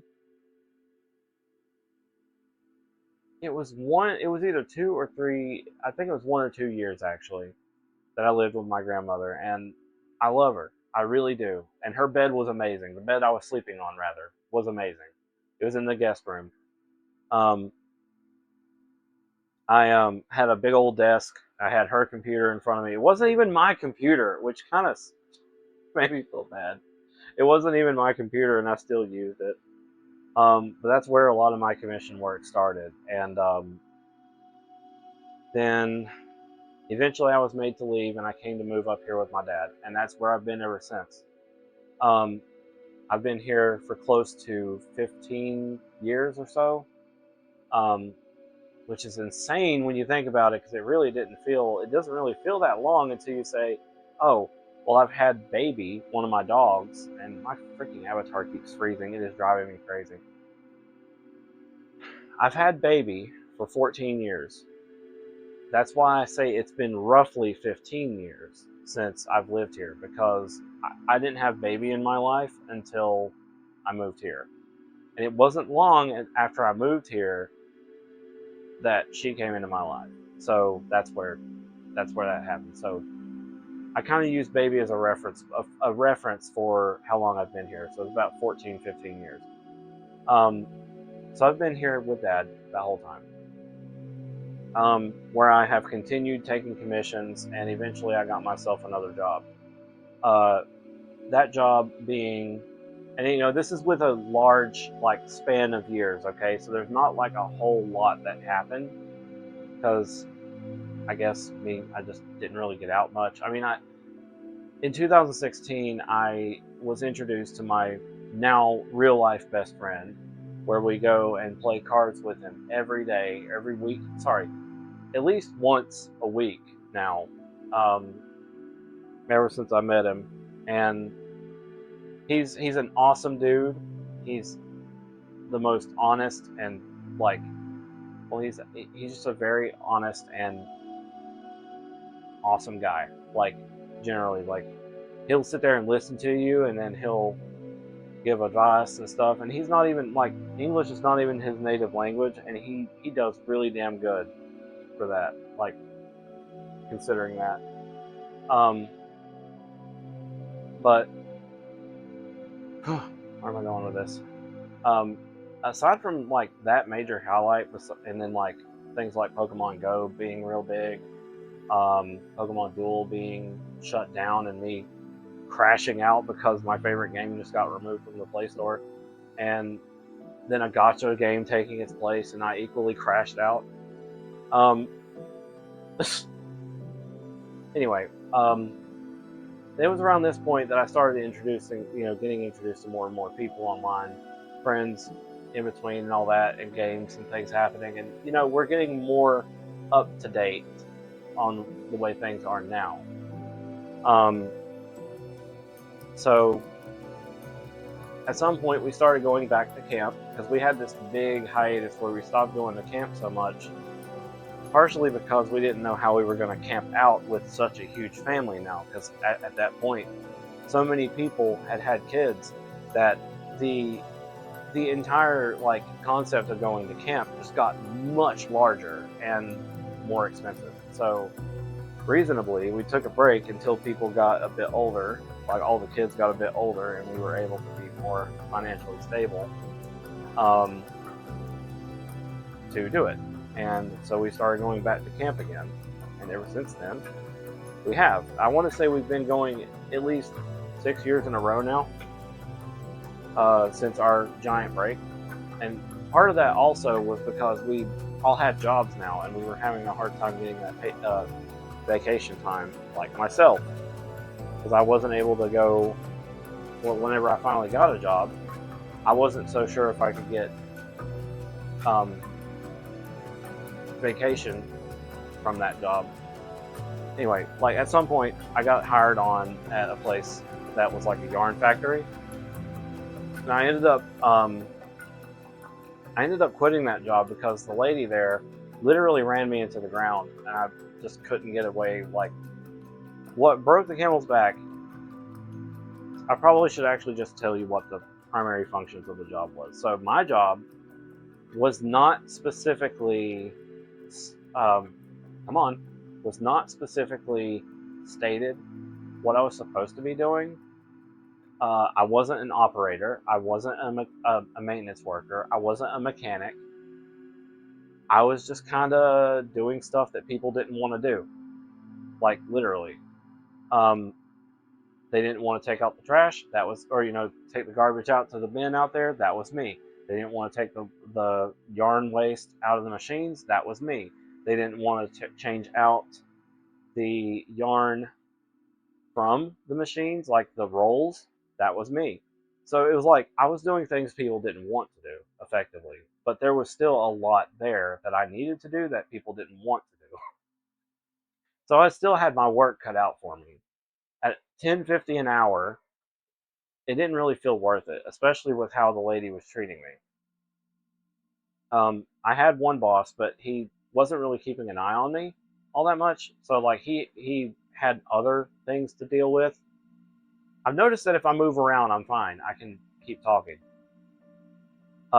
So it wasn't like he was on top of me the whole time. So he knew that and wanted to hire someone else to help. And that lady was a pain, completely.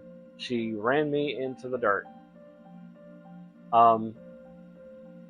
That job was fine, though. I didn't mind it. It was loud, though. That was probably the only thing I didn't like. And also the risk of losing a finger. That's fun. I stayed there for about 2 years, and the the straw broke the camel's back when she did me this way, this one day. All right, so for one, at times that factory was working 7 days a week, which was unheard of to me. Like, I went from being completely unemployed for 7 years to suddenly employed 7 days a week. That was so brutal to adjust to. Like, dang, I was war slap out by day 4. And it was already going, I was like, I never have a day off. I never have a day off. And there was one day where I literally forced one.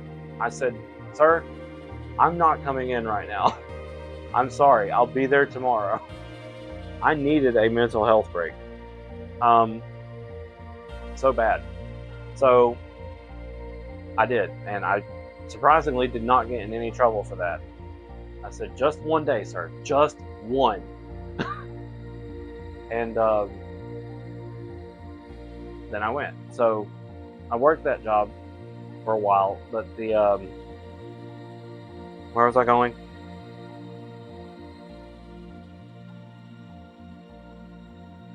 But yeah, aside from like the risks of working there, like potentially losing a finger and potentially, you know, getting fibers in your lungs. I thought about that too. I just remembered. It was a good job, just terrible pay. It was $10.50. But what broke the camel's back is when one day she came up to me and said, "I need you to stay over until this machine is done. And if it takes you too long to do it, and if it becomes 3 o'clock already, like where we had to clock out, stay over until it is finished. I want you to stay over until this machine is clean." And I'm like, okay. So I did. Also, no break, because it's after 2 o'clock and you know the rules. Okay. I didn't get out until 5 p.m. And then I was freaking starving because I wasn't allowed to have a break, wasn't allowed to eat anything. And then just out of nowhere, when I got back the next day, she went on a whole list of what I missed. And I was like,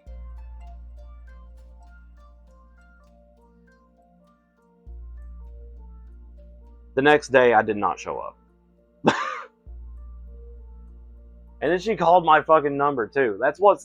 I handed my stuff, my apron, into the manager that was above her, and I said, I cannot take that woman anymore. And I left. But that job did not last very long. It was about 2 years. But from there, I said, I'm going to work for Walmart. And I've been there ever since. It has been a much better job, and I came in to Walmart earning better than I did over there. I didn't even mention what she did. So, like, there was something else she did. She was holding a raise over my head and wanted me to improve my attitude before she could give it to me. But the problem is, I was entitled to that raise because I knew how to operate 2 machines. That was the rule. You had to, in order for you to get a raise, you had to operate 2 different, the more machines you learned how to operate, the more raise you got. And she held that one over my head because my attitude needed to improve. Like, you're the one giving me the attitude, so why don't you improve? You know? It was a situation like that. So whenever she gave me that huge list of stuff I missed that day after being there for 3 hours over, I didn't go back.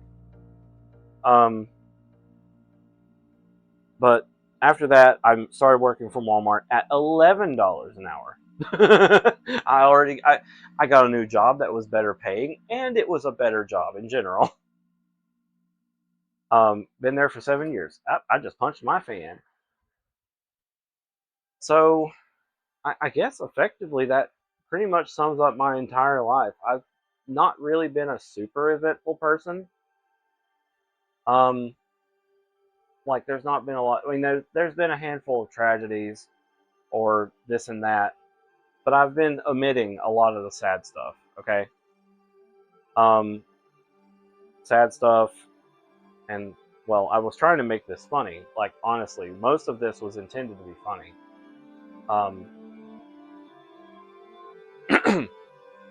Like funny jokes that happened.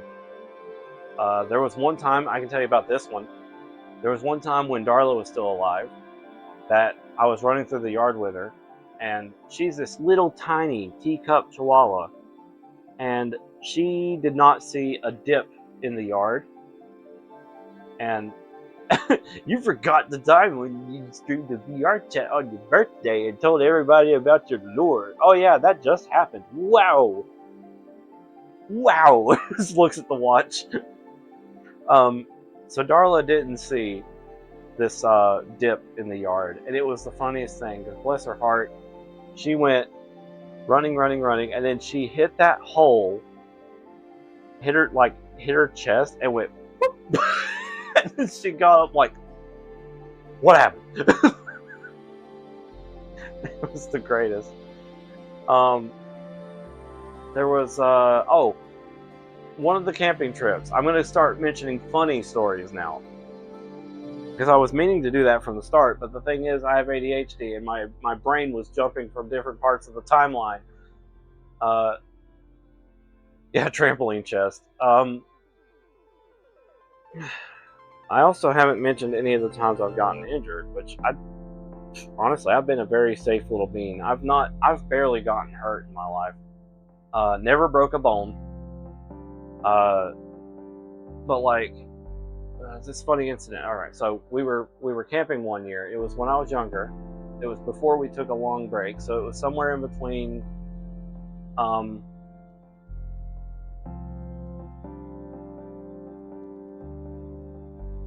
It had to have been between 2006 and 2008, between there, because that was before I got a job. I was young enough to whatever. Anyway, so me and my brother and my cousin went to this amusement park that was next to the campground, some distance away from the campground.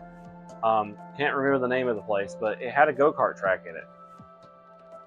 And this was like the craziest thing. This go-kart track was kind of small, and so was the arcade, but whatever. Like, we went to go drive the go-karts, me and my brother and my cousin. And as we were driving, suddenly, out of nowhere, just a flash flood, like, not literally flash flood, but just a downpour happens around the second lap. And the guys were like, you already paid for it, keep going. So they wanted us to stop, but they were like, no, they paid for the ride, let them. And so we were driving around in the go-karts in the rain, and these raindrops were not small. They were about the size of a quarter, like a dime or something. They were huge. And yes, we were able to drive in it, just barely. We were sliding everywhere, but thankfully, somehow, I knew how to drive in the rain. I was like driving, turning, and then when I went to a turn, I noticed it was sliding a little bit, and I was like, oh God, let go. And then I went around the turn just fine. And better question, were you on slicks? Yes. The road felt like soap. It was the weirdest thing, and one of the things I vividly remember is this is before I got glasses. I vaguely remember being completely unable to see because somehow the grit that was coming off the road, off my front tires, was flying into my face. And it completely caused me to be unable to see out of my left eye. And I barely saw out of my right eye. So I was sitting there driving with one eye barely open, and I would like let go of the gas, press it, let go of the gas, press it. And in the midst of all this, my cousin is just throwing caution to the wind and flooring it through the whole thing. And I will get you, bam! Slides right into a wall. And he did this numerous times. It's a wonder he didn't destroy the go-kart. And I don't know why he was doing that, but he was like, "I'll get you!" Crash! And he'd just slide across the wall, and then he'd come up behind me, crash! I'd hear him again. God, my cousin was crazy when he was younger, and I still miss it. But one other, headlights are for jumps. Yeah, he said headlights are for squares, and then ran into a garbage can on that one. Yeah, really. I mean, I don't know how fast he was actually going. I just know I was hearing the crash over the engine. Deer has an opinion on headlights. More at 9. What other funny stories? Well, I guess in the meantime, I can talk about another time I got hurt. I know it's not very funny, but the way I got hurt, I guess, is kind of funny. I was bouncing on a trampoline, and I had a new obsession with landing on my knees and doing a front flip. And at some point, I said, hey bro, check this out. Landed on my knees, did a front flip, landed on my knees on the bar. That hurt like hell. But surprisingly, I didn't break anything.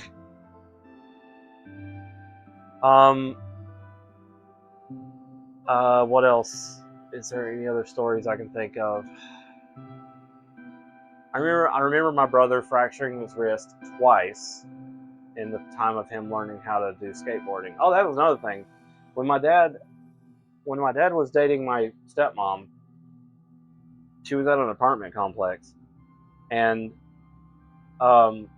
we had a big obsession with Tony Hawk because Tony Hawk's so cool, skateboarding, yeah. And it was like PlayStation era, so it was real big. So we got into an obsession with skateboarding. And my very first skateboard was this white, like it was like a lime green, and it had this dude, like a little face on it, like a red face, and one of the eyes was crossed out, the other one was open. And since every Tony Hawk skateboard had a name, we felt like we needed to name ours too. I couldn't remember what my brother's skateboard looked like, but I didn't know what to call it, so I tried to be edgy, and I said Bad Boy, because it just looked like a guy that had been through some shit. I don't know. And it was also where I injured myself a couple of times, but not like a severe thing. I mean, if you want to count this as severe, you can.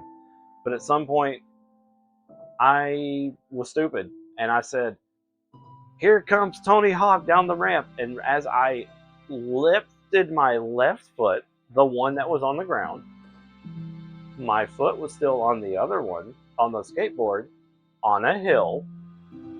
And there I went, straight down on my butt.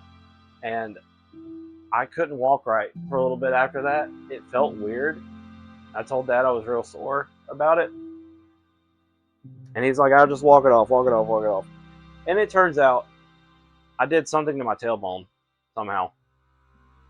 And that affected the way my hips grew when I got older. Yeehaw. So I have been to chiropractors over the past, over the years to help fix it. And there was one guy that actually did it. He fixed the issue, kind of, but not with my hip, only with my lower back, because my lower back was real bad at some point. Had a straight up, just a kink in it, like right where the vertebrae were. It was nuts. But the doctor that looked at it the first time said that, dude, like, if you don't get this fixed, you may not have very much feeling in your legs as you get older. And I was like, damn, okay. So I tried and went to a different chiropractor, and he didn't have an x-ray machine because he didn't need one. He didn't have the film for it because it was too expensive. And this guy took his hand and he put down his entire arm on my back, took his other arm, grabbed the table, and did this. Like, he did something with the lower half of the table. I felt some odd stinging, but also tingling, not really tingling, but tickling in my lower back. And then I felt pop, pop, and then he went back up and it was gone. That spot in my back was just gone. Because when I went to an actual place to get an x-ray, they're like, didn't you say you had issues with your lower back? He's like, yeah. He's like, it's straight. Like, he said, I said, what? Can I see? And they're like, yeah, here. And I'm like, I can't believe this man, without an x-ray machine, figured out what the issue was and fixed it. So I had a lot of respect for the guy. It probably is about time I go back in again because I've been having a lot of cramps in my neck. Like, at least,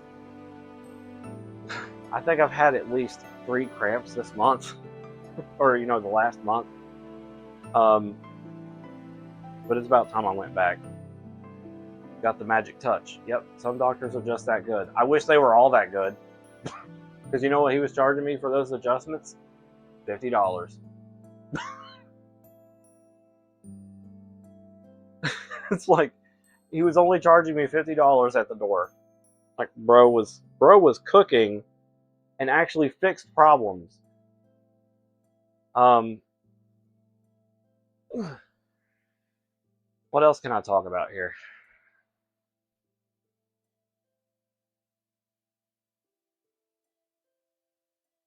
Well, yeah, part of it was also because of the insurance. Hey, thank you for the follow, Prime Baka Hammer. Who's that? Hey, happy birthday! Thank you. Who are you? Welcome in, though. Oh, another one of your friends. Okay, thank you for the birthday wishes, and also thank you for the follow. So yeah, something else about the follow thing. I apologize for making people follow now in order to chat, but the truth is I've just been getting so many freaking bots as of late, and I wanted to cut them out. They're not going to talk if they have to follow, because they just come in, paste their shit, and leave. And it causes problems for me in more than one way, because for one, if I'm collabing, they don't have it, that bot banned. They still see the message. And then on top of that, if Stream Avatars is running like it is, their Pokeball might get messed up, and I have to clear them out. It's just a headache. So I was doing that. The other way I was going to solve it was by ensuring that the person has like a verified phone number. That was going to be the alternative. Because you can only get so many phone numbers, I guess, before you run out, and the bots will just be like, ah, damn it, Okay, what are we at now? How are we looking on the time? It's been almost 2.5 hours.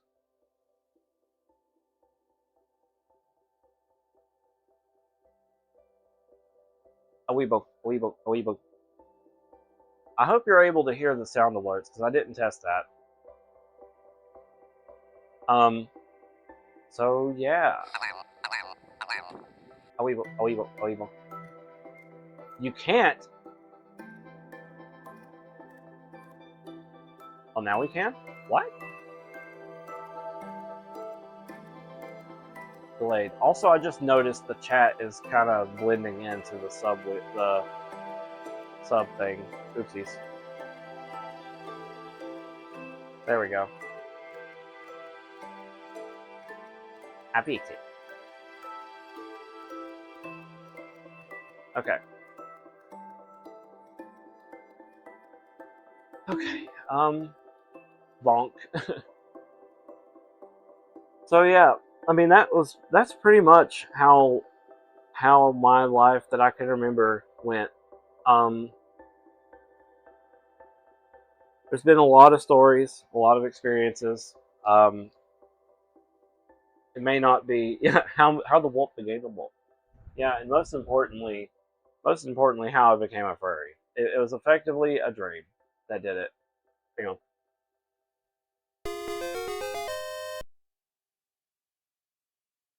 Thank you for the resub, Sanine. I'm trying to think of more stories because there's been a handful of times I've went bowling. There's a handful of times I've went, swimming and stuff. One of my favorite things I love to do as a pastime is play pool. Like, believe it or not, I like playing billiards. I guess I just rattle on about things about myself even. Oh, what happened? What happened?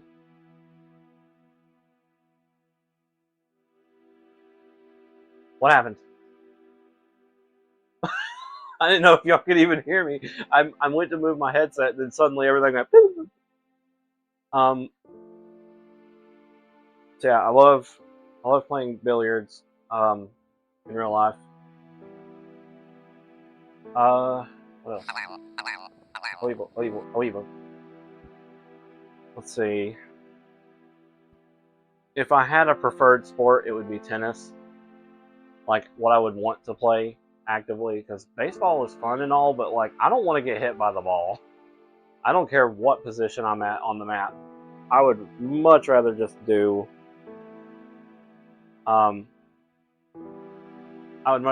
tennis. If I had a preferred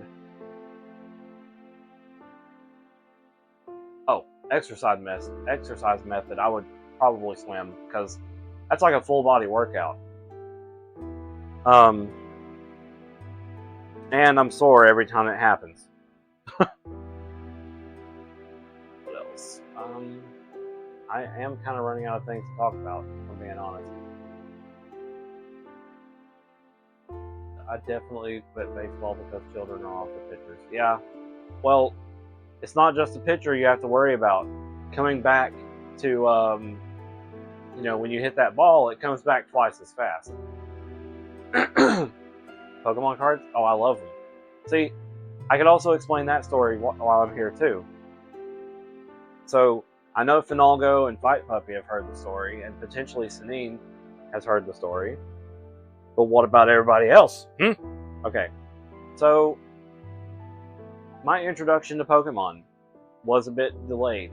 I didn't know Pokemon existed until like maybe a year or two after.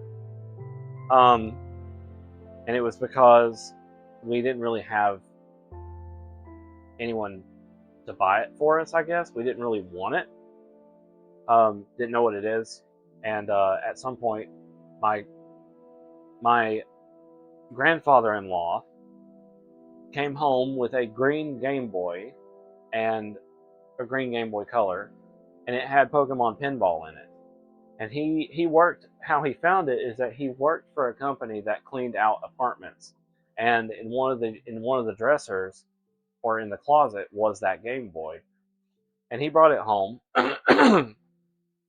And I think me and my brother were currently staying with my grandmother at the time, and we fell in love with it instantly. Pokemon Pinball was the shit suddenly, and wanted to know more about what Pokemon was. And eventually my grandmother wanted to even the playing field, and because the green Game Boy was going to go to my brother because he liked it more, and she wanted to even the playing field by giving me a Game Boy Color, and it was a yellow and blue Pokemon one, because she thought I would like it, since we were big into Pokemon suddenly. And she was right. I loved that Game Boy. It's probably up in the building somewhere. Hopefully operational still. But, yeah, that Game Boy was awesome. And she gave me that and another copy of Pokemon Pinball. So now we both had Pokemon Pinball, and we were just pinballing it all over the place. But she also, knew that since we were getting this interest in,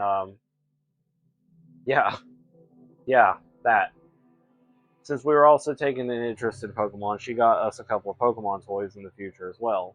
One of which was this game that I showed a couple of, I showed on voice chat at some point. It was It's a game where you hold it like this, and it has these 2 buttons on the sides, and it opens. Oh, sorry, it opens up like a Pokeball because it is a Pokeball. Duh. And it had those 2 buttons, and that was like the menu buttons or whatever. But the objective of the game was to rotate it and try to get the red. Sorry, there's a red light moving around in the spots, like the different light bulbs. The objective was to move the ball so that once it got towards the center, you can press one of the attack buttons to attack it, and eventually, once it takes enough damage, you catch it by clicking both buttons. It was so fun. Thank you, Zackalope. Welcome in. Well, I've explained pretty much how my entire life went, barring a few exceptions, like, you know, stories that were like really bad. But yeah, we're just talking about how I got into Pokemon now. But yeah, that little toy you can find on the internet pretty easily. I don't know what it's called. It's just a Pokeball game. You could look it up.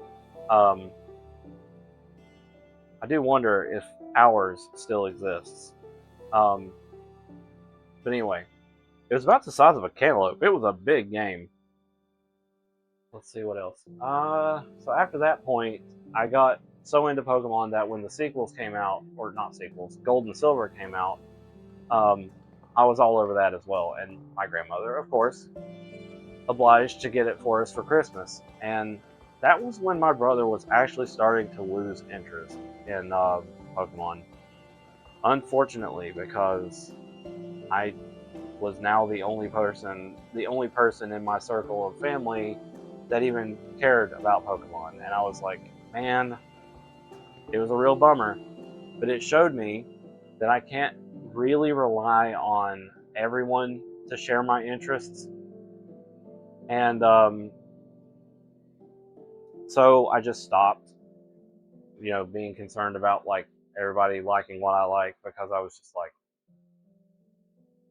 I'm going to enjoy what I want to enjoy, you know. So I just kept playing it. And Mom was pretty strict about Pokemon back then, because it was allegedly witchcraft, which I don't even understand how, besides the fact that it's a fantasy world and such. But realistically, the game that she should have been concerned about, we weren't playing. So, yeah, like Shin Megami Tensei Devil Children was in the same lineup of like games as Pokemon, and it was far worse. That one was literal demons, but Pokemon was not. They're just fantasy creatures, fiction completely. So with that, you know, we weren't allowed to have Pokemon in anywhere near my mom's house, but Dad didn't mind us playing Pokemon over there, so we kind of did. And that's why I wasn't able to take my Game Boy Advance to my dad's.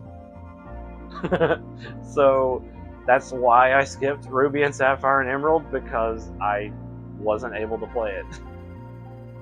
I didn't have the hardware for it. All video games are fictions. Yeah, I don't get it. Okay, honestly, guys, I'm wore out. I don't know how. I want to end it on a decent note, though.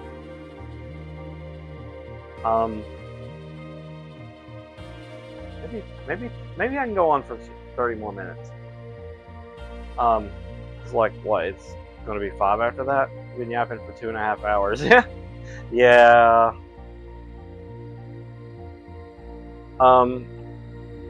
Okay, what can we talk about now? Why don't I just hit a few of these randomly generated questions again? I know no one subscribed yet after a while, but I just want to see if it can get me another question I can tangent off into. Would you rather get free plane tickets or a free accommodations for the rest of your life?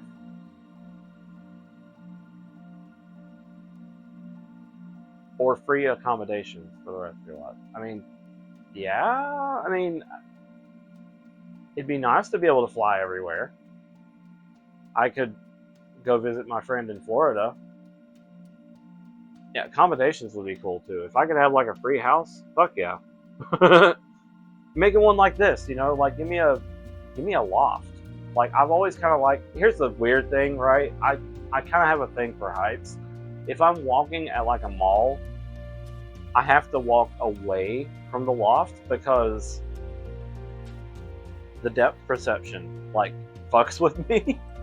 Once I got older, I don't know why, but it's like when I'm walking next to a rail that's higher up and they're moving at different speeds, it really messes with my perspective, and I get dizzy.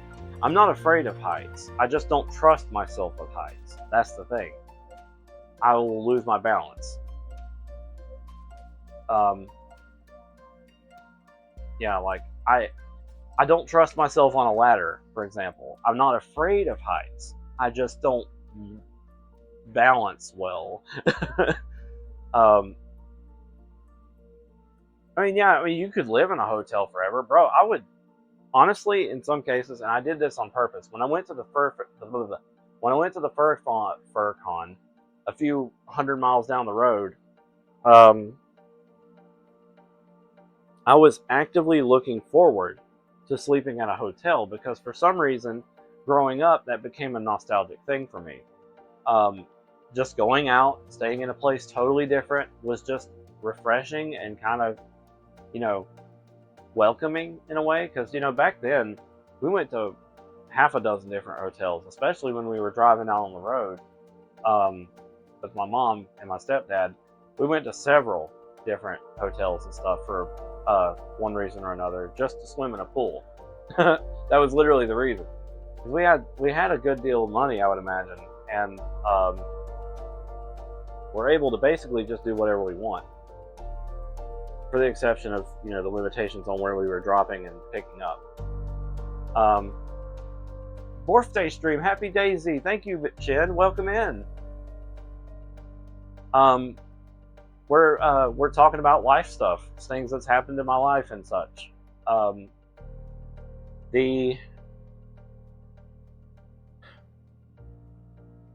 Like hotels are cool, right? Like they have rules sometimes. Like this one I went to, when I went to the FurCon, like I said, a few 100 miles away, this hotel was very, very serious about its like policy, like its protection policy for the room. It's like, don't fuck with anything. If you even remotely put something, violate any of these policy rules, you're going to be in some deep shit. Like there was apparently, when there's a sign, there's a story, is something I always say. When there's a rule that has been enforced and it is like shoved in your face, there is something clear that has happened before that has caused it to happen. Like, you know, don't fuck up with the policy. And, you know, if you do, money. And then next thing you know, somebody must have messed up somewhere. Either they smoked in the room when they're not supposed to, they tore up all the bed stuff, or they spilled something on the carpet. God knows what. But also, the something else about that hotel is it was oddly highbrow. I went to this place because I got a decent deal on it. It was like $90 or something for a room, and I stayed one night, and I came in there just to spend the night. Literally, I was not even in that room for 10 hours. What do you think of signs for not putting hangers on sprinklers? Yeah, kind of like diners that say pets allowed, and just beneath it says no bears.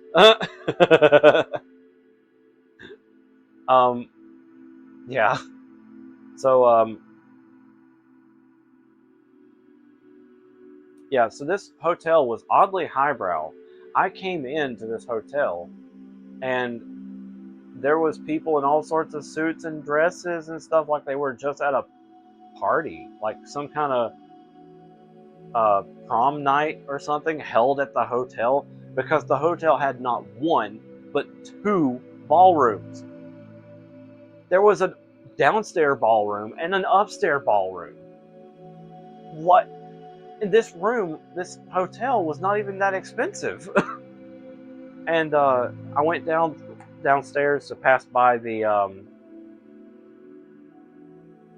reception desk, and there was a bar and another dining area, and then there was a door that led to another dining area, and like this one specific room that had extra fancy looking stuff inside of it to make you look rich. And it was like a private catering room, and I'm like, what is going on in this place? But then when you actually get to the hotel bit of it, the hallways were kind of meh. They're just hallways, sure, but the rooms themselves were kind of meh as well. So I guess I see where the price went. But the amenities, like the stuff around the area, was kind of wild. Like, I didn't expect that place to be like that, because I was like, oh, it's just a cheap hotel next to the, a few miles away from the con, and bruh, I was like, okay then. I also failed to mention the best part of last year, hands down. Down. Fight Puppy and Finalgo came to visit me in November. That was easily the best day of the year. Hell, the best day in 5 years. That was insane. I was just going to a convention that was local to me. And I was like, man, it kind of sucks. I don't really have anybody to go with. And then these two crazy dog and crazy deer came to visit me in person. That was insane. And I am never going to forget that day. I can go into detail about how that went, because I was supposed to make a video. Explaining it all. So how did that go? It went like I heard that they were close. I heard that they were close by, on their way basically in the same town that the con was at. And so, seeing what time it was, I said, screw it, I'm going to meet them out there. And I went out to the hotel that they were staying at, and just to meet up with them. And that was something else. Like, just, it started from there. I left them to go back home, and then I was going to meet with them in the morning to meet at the con. Now, the con was in a local convention, so I can't say where, obviously. And they're about we're about 5 minutes from your location and approaching rapidly. Yeah, that was about how it was. Because it was evil, dude. It was the most craziest thing when I heard Finn was on his way up, and I was like, okay, well, I could believe that, because it's like a few hours for him. And it was literally the Fight Puppy reveal. It was also the you reveal, Finn. I never saw anything from you until that point. Like, I don't know. I don't mean to be that way, but I was just saying, I didn't know what you looked like at all, up until that point. So that was insane. I was already hours into my drive before I let you know I was going. Yeah, that's why I was like, you were in the car. I knew you were in the car, but then Finn was like, or I said, I can't believe that crazy deer is coming down here. And then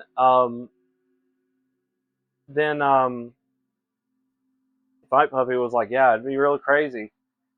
You know what else would be real crazy? I was like, what? If I was on my way. And I'm like, no. What the fuck? Because Fight is 2 or 3 times further away from me than Finn was. So that was just equally insane. Well, more than insane than Finn coming up. But anytime, I would love to just see y'all again in general. There's a convention coming up in October. It's a LARP. But I know it's a big ask for Fight Puppy, and if anything happens like that again, y'all need to fly. Like, please, don't put yourself in danger. A real champion, you say? But anyway, so that convention trip was fucking insane, incredible. Easily one of the best days of my life in 5 years or more.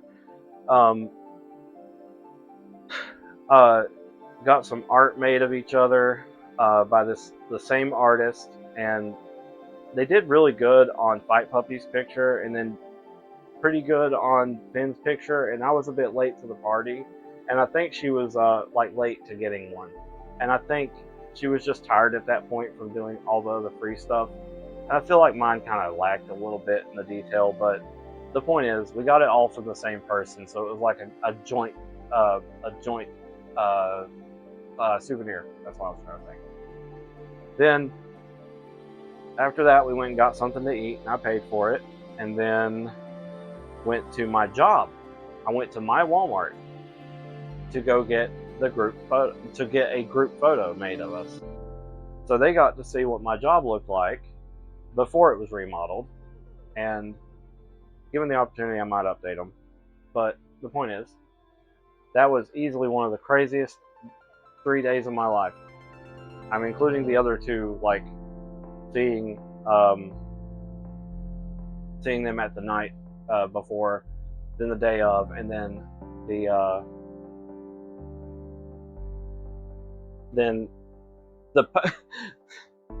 the post-visitation Finalgo DLC, as in Finn bought the weekend pass and none of us knew.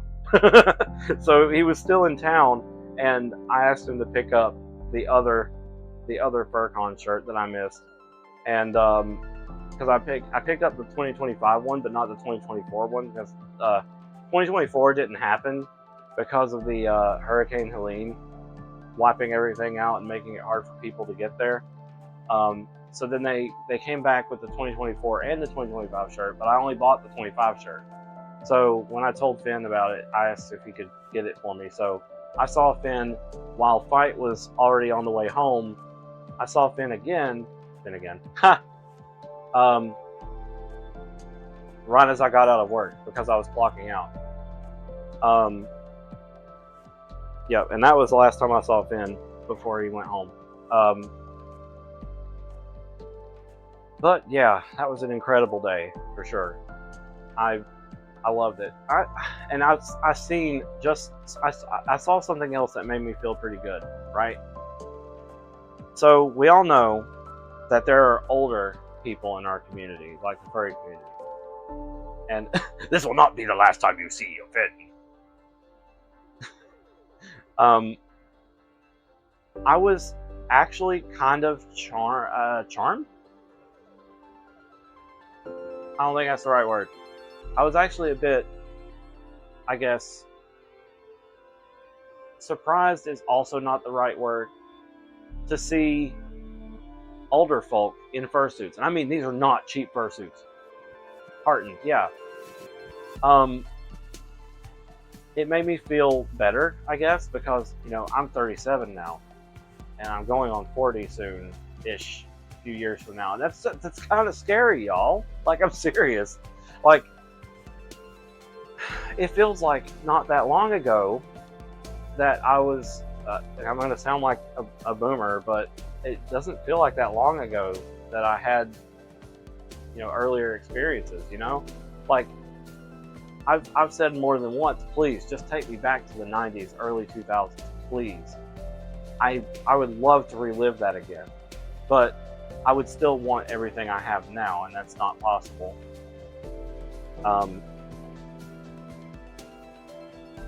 It would just be so amazing if I could, like, go back and experience it all again. Also, I kind of wish I had started streaming sooner.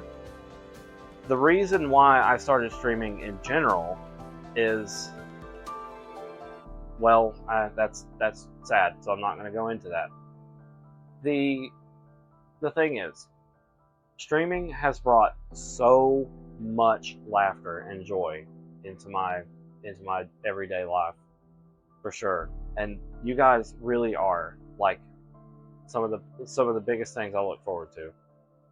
I can't state enough what it means to me to stream and express myself in a way that allows me to play whatever I want and play whatever you guys might want and have a great time doing it. The importance of this is that it helps me get through with stressful situations, hard times, financial situations. In general, it just helps me vibe. And the initial reason why I started and why I didn't start earlier was because of Darla. She had a really bad cough, just like her mom does, or did, when she's not medicated. But I felt like that was going to annoy people, so I didn't do it. Like, I didn't stream the day that I wanted to. Partially also because I didn't have a model and VTubers weren't a thing yet. Like, literally, VTubers are not old. They're still kind of new. Like, I want to say, I don't remember how old VTuber, or how far back VTuber.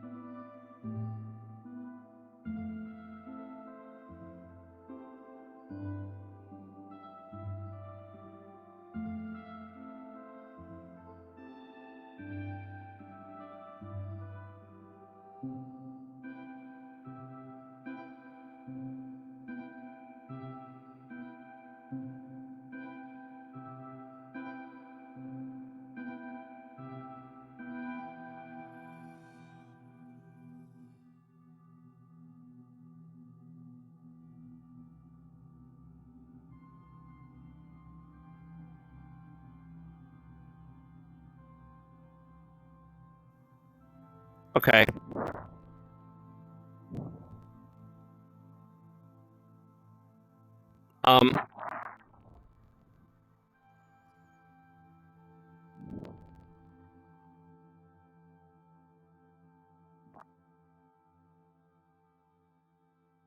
So this might be a substantially worse microphone. This is the actual stream mic. It's a little warbly. Okay.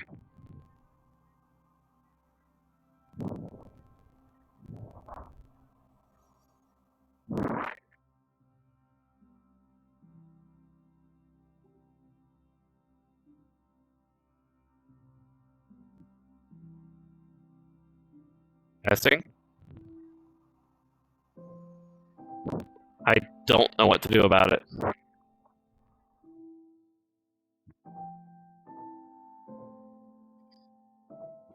The problem is I was mid-story.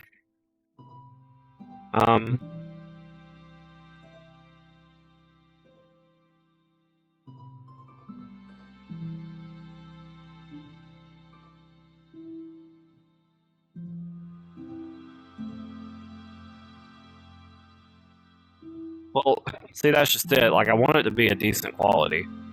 Hold on.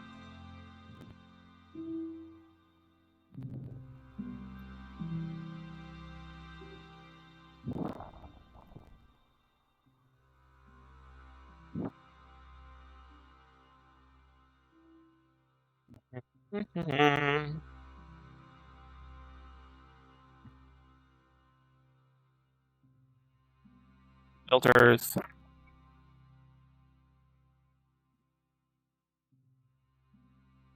How does this sound?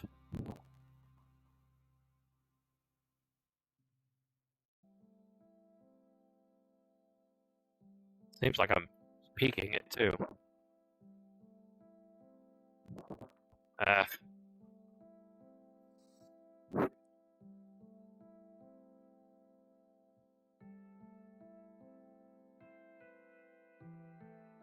Alright, one moment.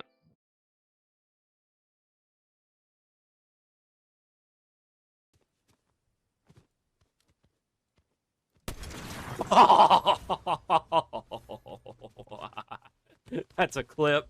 That's a clip. I ended that man. So you might notice also we're in double battles. I think last time I played this, that was $23,000.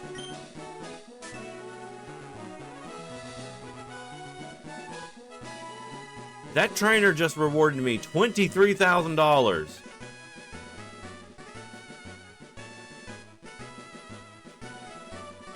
What? I've never had a trainer give that much.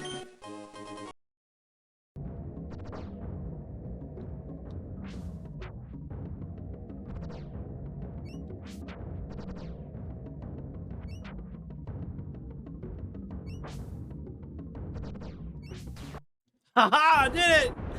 Let's go!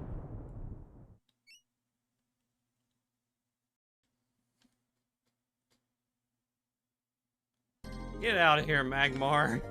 Freaking rip off Pokemon.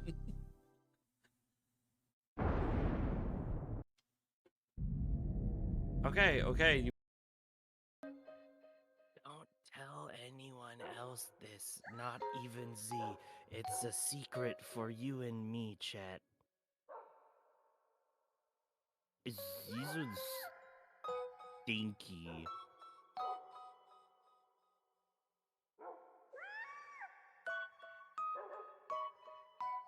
And you all agree, but we won't tell him. bad news. You're in my ear. So I heard all No, of it. I'm not. I'm in front of my computer.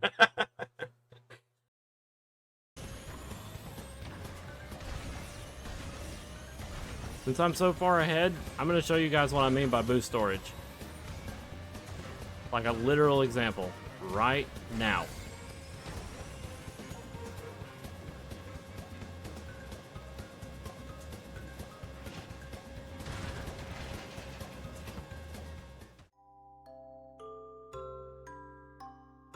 How's this? It's probably a heck of a lot quieter.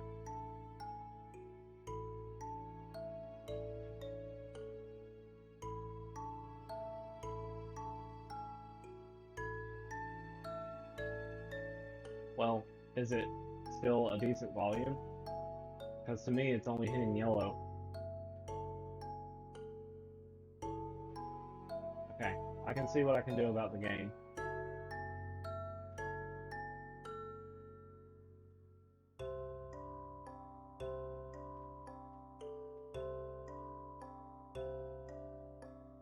La la la la la.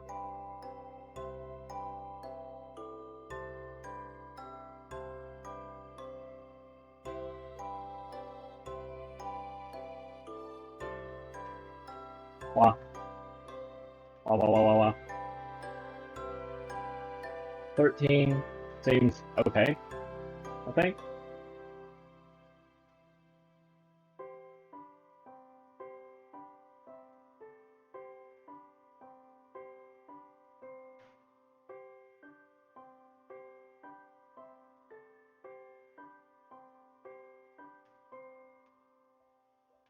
Yeah, my old microphone is recharging.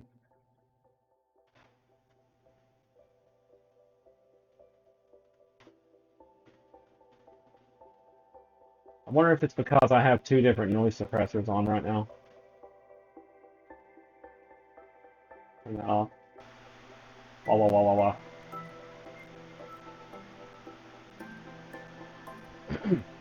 I don't remember what I was talking about. Can somebody remind me? Leviathan, welcome in. Thank you for the birthday wishes. We were silenced on VTuber stuff. Oh, yeah. So I was saying that the reason why I hadn't streamed sooner is because I wasn't aware that VTubers were a thing. But then again, they didn't come until like way later. There's background static now. What? It's because of my. I'll turn that back up.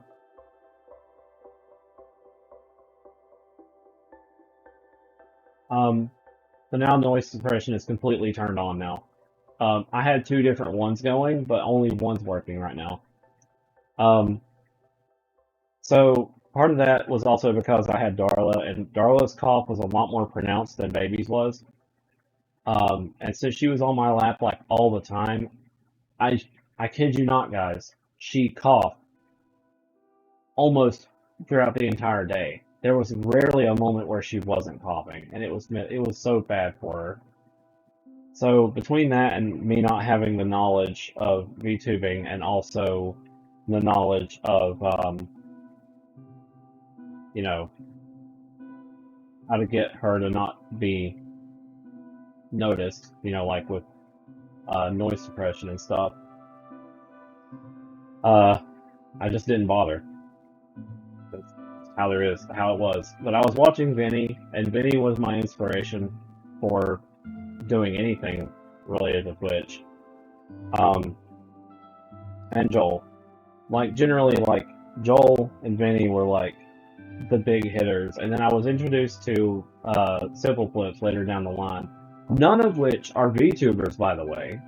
The only way I learned about VTubers was because my coworker was kind of watching that one for, that one that had the puppy ears. I can't remember her name. Also, Lucy, I'm sorry, I can't take this shirt off. The people who made this model for me didn't add that as a toggle. And this, honestly, this model is kind of a big, like, thing. Like, there's so much going on with this model now, I don't know what to do with it to get that to happen. So I apologize. So yeah, like, none of the people that inspired me to stream are VTubers. But, yeah, they're funny, and that's what I wanted to do. I wanted to laugh. I wanted to have a great time with my chat.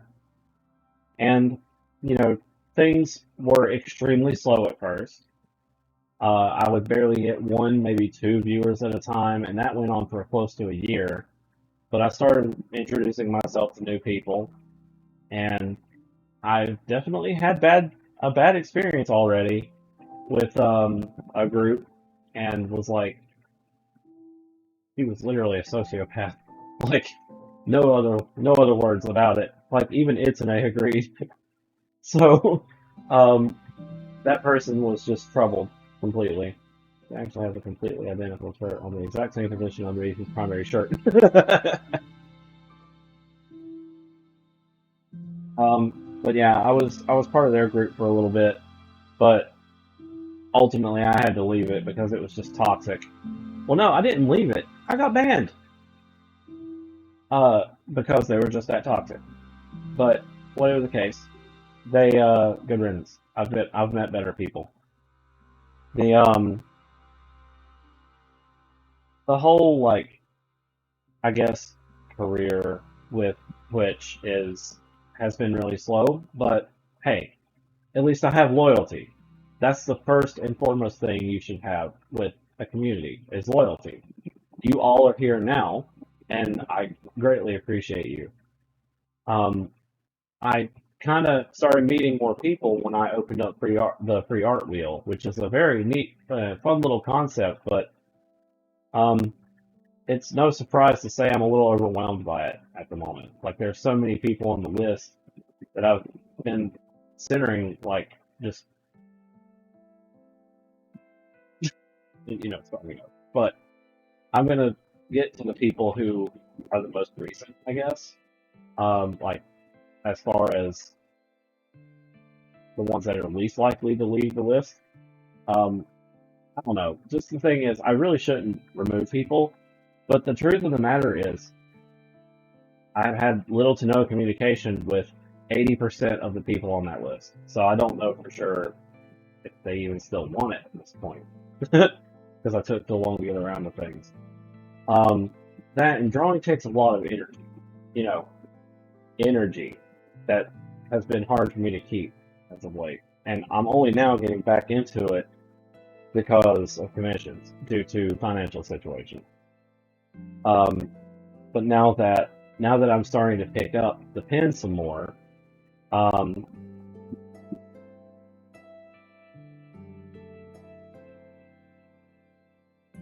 what? I'm curious to. Oh. Okay. I know you do. I know you do. See, this is what I'm talking about, though. Like, it's mostly the people who have been on that list for months, like, that may not want it. You know what I mean? And I'm talking like 6 months out plus. I'm still gonna do it for people that I know as friends, but like because we're in close communications. But I'm talking about the randoms that just randomly. Sorry, drink. I got another phone call. Sorry, chat. One moment.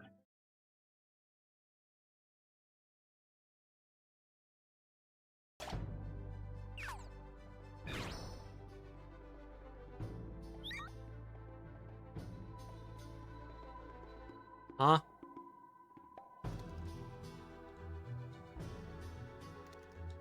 Why did that do that? The Fox Rods. If they're not on that ship, then where on earth are they? If they're lost at the sea, the vast realm of the water dragon, there's no way we'll ever find them. Oh, cheer up. I'd hate to see you and your two friends cry. Shut the fuck up. I didn't mean to do that.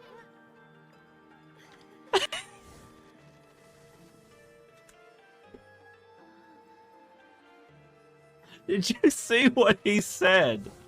I'm out of this. I'm leaving this room. He said, "Oh, the wonders of nature." There was a valley between two peaks. Something along that sign. Oh no! Why am I right in front of Marlo?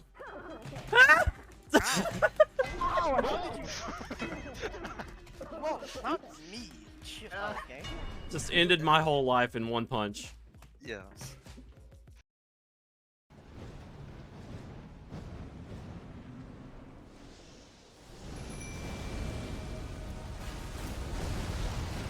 Their respective opinions first.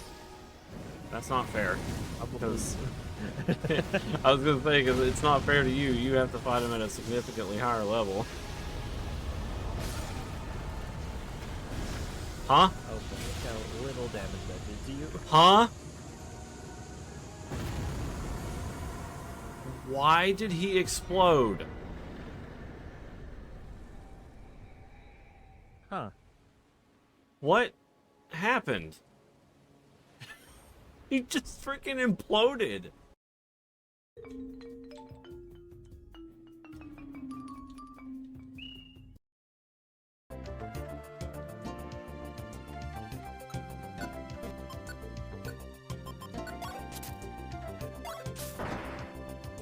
Oh.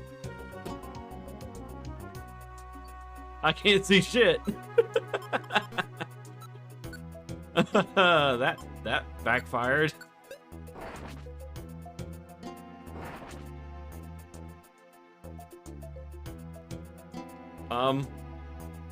Okay. That was spooky as shit.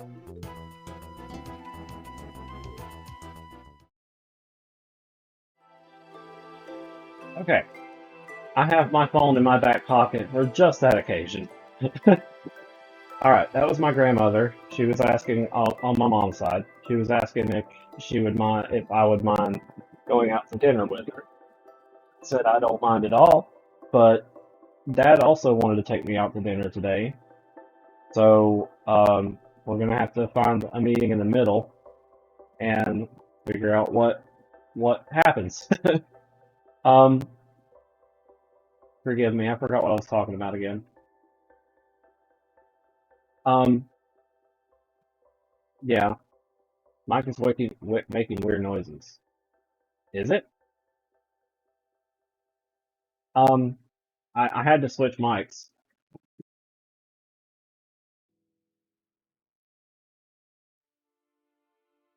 Yeah, you're right. I could increase the prices of it. That way people are less likely to spam it. Yeah, sorry. That's probably the fact that I increased the gain on it. Um, but yeah, the spin wheel, the slots, I'm gonna have to start like either trying to communicate with people who are on it that are outside my close friend circle, or probably drop the people who are absent for a long period of time that I don't keep constant communication with. So effectively, people I don't know. It's like, I'm definitely going to draw the art if you come in. That's the thing. Like, if you come in and I'm drawing art and I'm looking for something to draw and you're on the list, by all means, I'll get you. But anyway, we're going to move on from that. So, what else can we talk about here?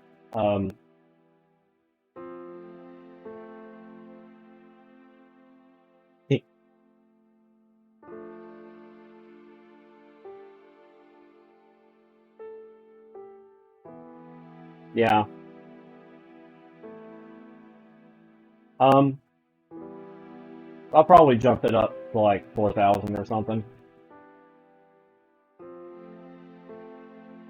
Luvi and Neener? Okay.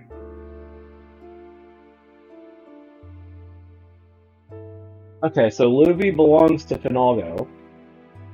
Who is that? Is that Pogo? The Goyas. Okay. I was asking for where they were from. Oh, well, Kyle's not here. He had to leave.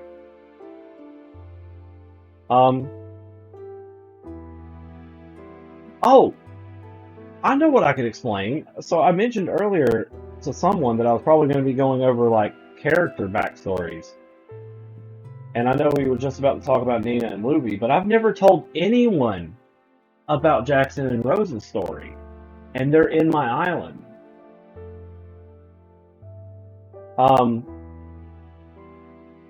Drop my drink.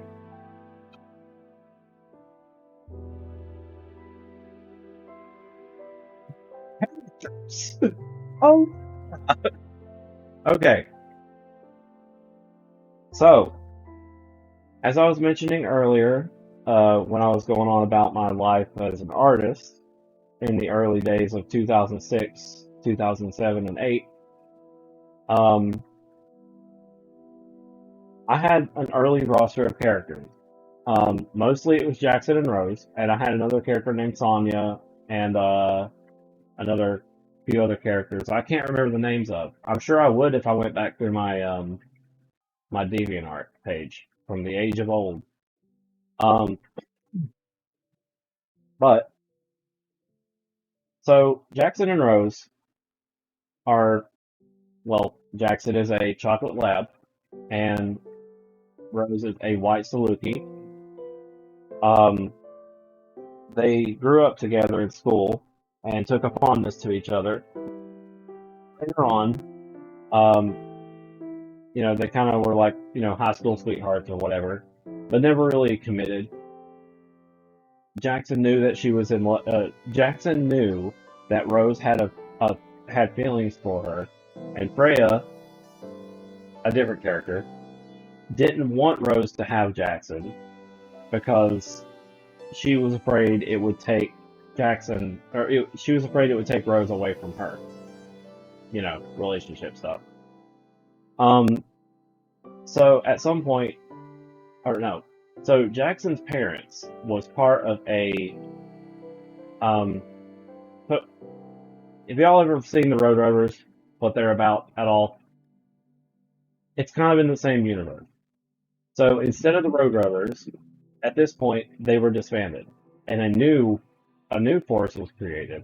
I can't remember what I named it, but a new force was made that was similar to the Road Rovers, but this was a lot more serious and like gritty stuff. They were basically a government of some kind, like an army. Or army?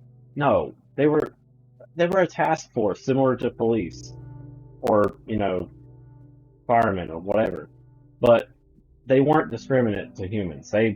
There was some inside the police squad as well.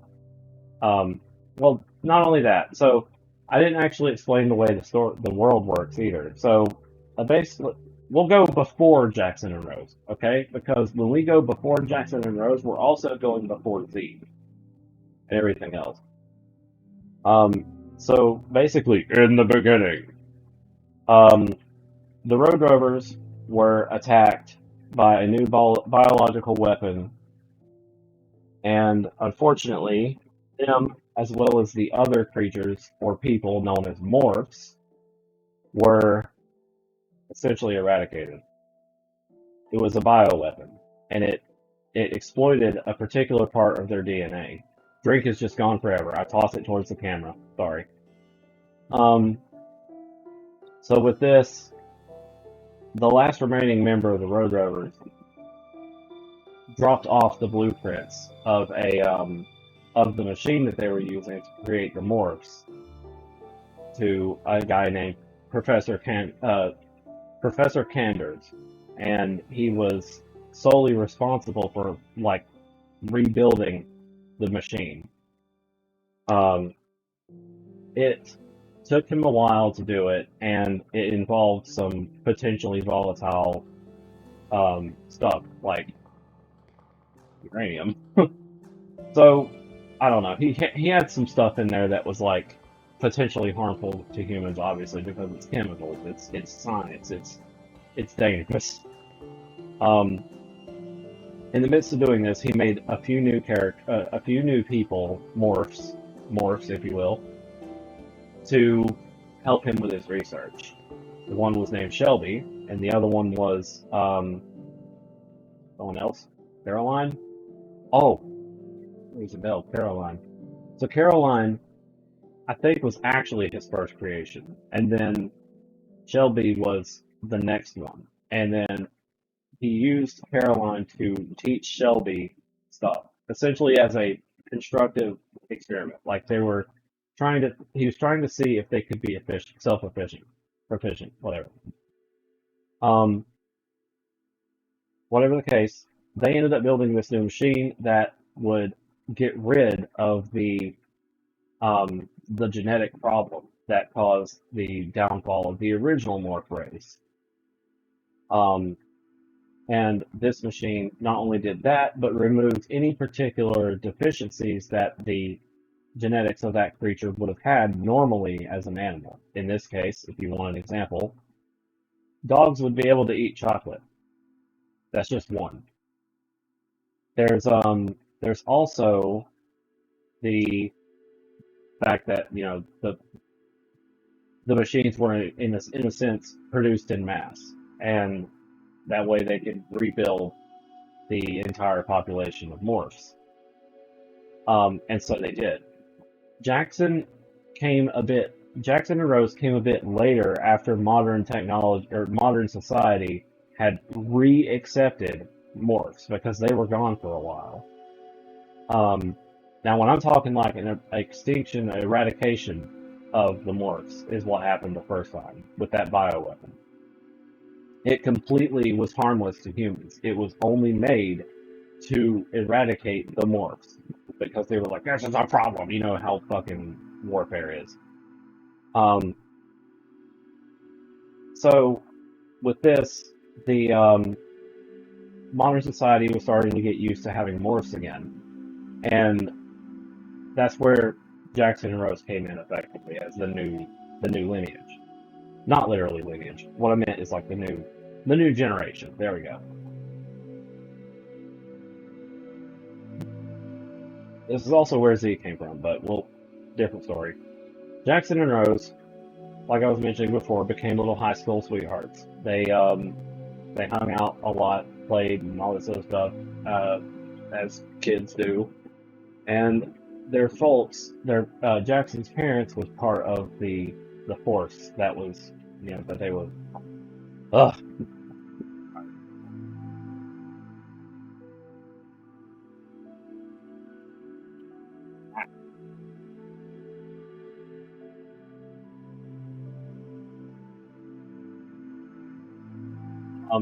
And in the midst of them doing their duties, Jackson's parents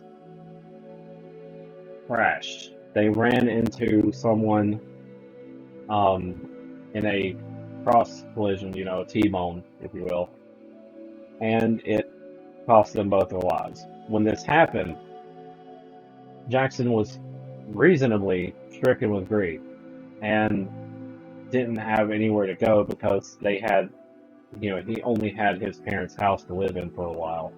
And Rose, since they were much older by this point, Rose was like, "Don't worry, dude, I've got you." And she started living with him right then. Effectively, he helped him through the loss. And by doing that, Jackson was like, "You know what? Maybe you're the one that I need." And, also, they fell in love. Like, truly fell in love. And they eventually get married. Jackson joins the force as a mechanic, which is a relatively low-profile thing for the force. That way he doesn't get involved in any kind of like serious trouble like his parents did, because he don't want to be the one that ends up living that. And Rose kind of takes off as a job as a sort of not really a lawyer, but like some kind of legal person. She's like in the middle between a lawyer and like a secretary. I don't know. But she takes her job like seriously, and she's very honest about it. But Jackson just likes to work on stuff, so he starts doing that. They eventually do have a kid. I can't remember her name now. Somewhere, but I don't remember it. They did eventually have a kid though, and she was a brown Saluki. That's pretty much their story. I mean, it's kind of straightforward. But the whole like backstory with Professor Kanders was like really large, and unfortunately, I lost the story when I had that data loss with yeah, they had a kid. I can't remember her name though. So a long time ago, I had a laptop that unfortunately the battery fried out of, and I think that was the one that had the story of Dr. Kanders, which is where the whole origin of all of my characters came from, including Z and several others that y'all might be familiar with. So basically, Professor Kanders was the reason the morphs even exist in my universe. So the battery died on the hard drive. This is a different computer. Like before, I was really like, I want to say around 2006 or 7, because it was when I had a laptop and it was sitting on top of a box fan to keep it cool, and the battery just fried in it because there was like a short with the connector or something, and that was like one of the biggest losses I've ever had, because the music that I wrote on that computer is completely irreplaceable. I don't even remember any of it that I wrote. The same with the stories. The stories are gone forever. It was at that point that I decided to say, fuck data loss, and started storing it. Oh, well, see, my mom took it to a computer shop, then forgot about it. And since she forgot about it, the guy threw it away. So, it's gone, literally. Irreplaceable data. Priceless data. So it was tragic. I cried. Like the fact that, but he told me that it had been so long since she communicated with him that he ended up throwing it out with the rest of the reject whatevers.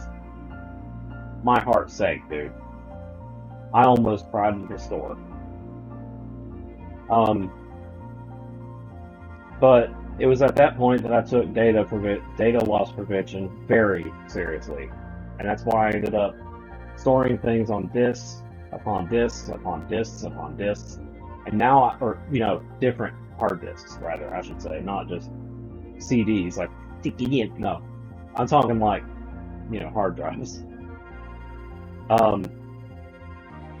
So with me backing up and backing up and backing up all this stuff, I have stuff back in 2007 still that just managed to get salvaged for one reason or another, including a few, very few songs from that old computer.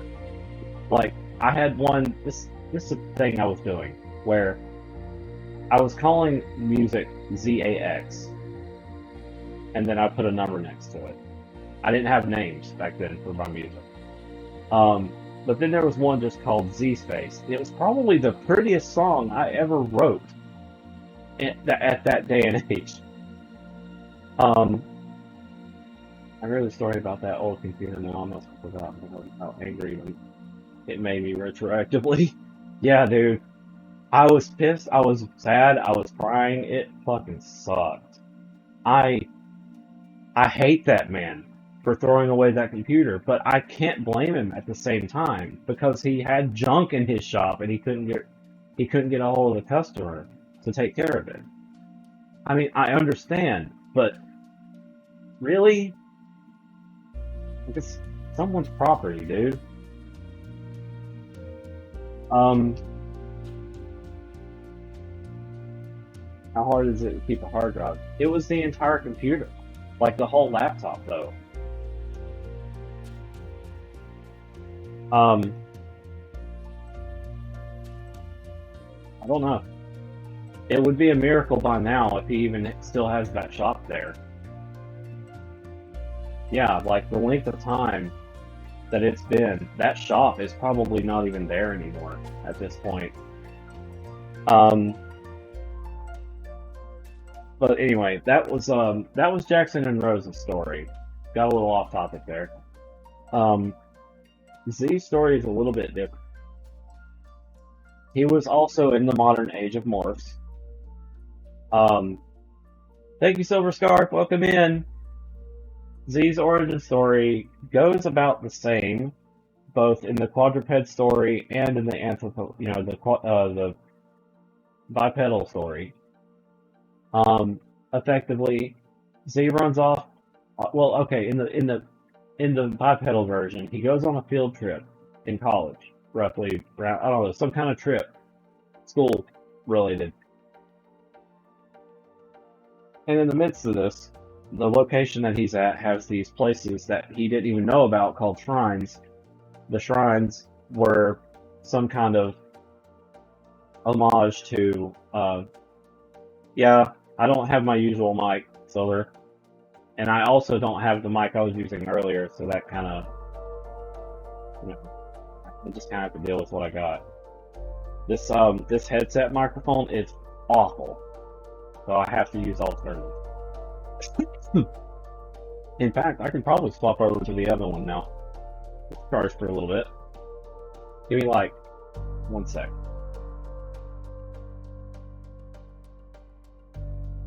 It uses a USB-C charge, so by all means.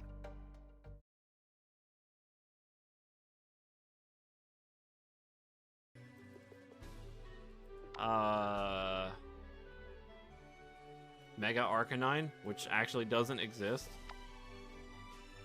Clone Fox Girl, which was the first discovery. Super Waifu. Yes, I was the first discoverer of the one.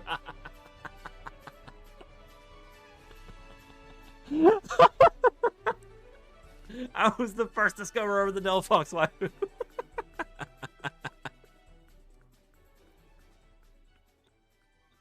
I'm so happy, but at the same time, I'm not sure how to feel.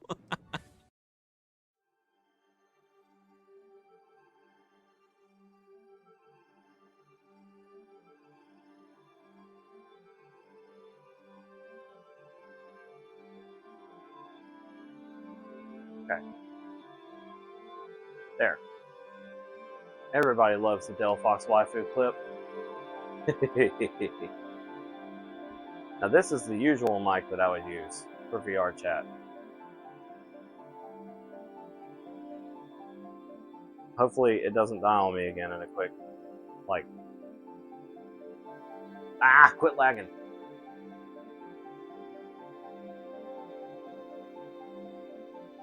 But see, ultimately, the thing that I've enjoyed the most out of streaming is laughing. So anything I can do to get that is the best. Okay, so as I was saying, Z's upbringing was a bit different. He goes out on a trip, on like a school trip of some kind.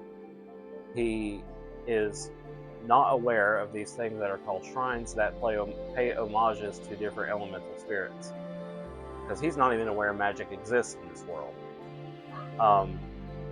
So as he's walking along, out of nowhere, a loud explosion happens, and it's one of the shrines. Something shoots out and comes straight towards him because it thinks it's him, and attacks him.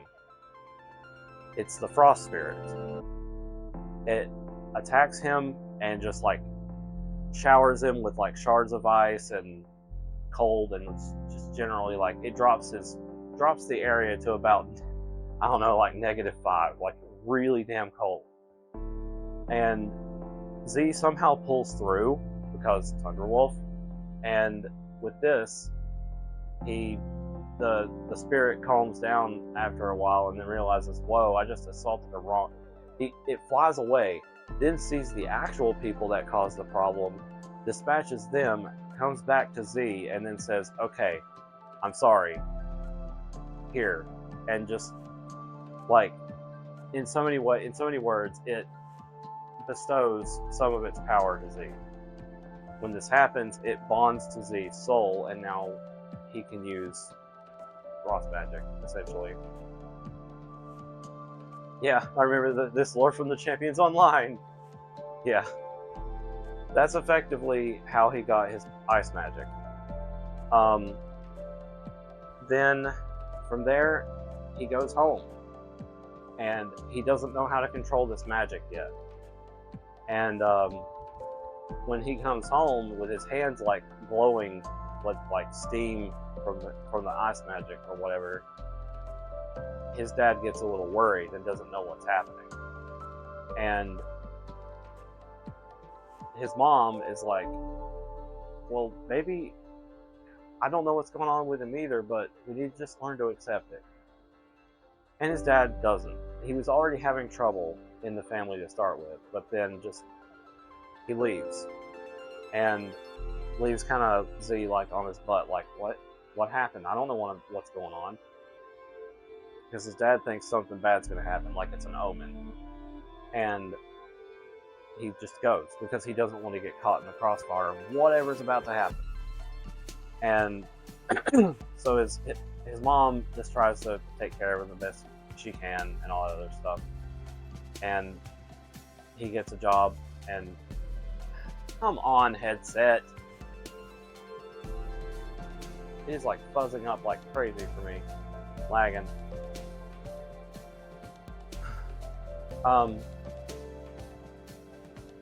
That's effectively how Z's lore goes. It's very, I abbreviated it.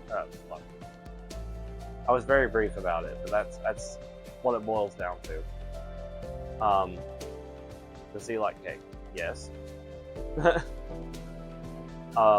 Because in this universe, canines are allowed to eat chocolate because of the genetic manipulation.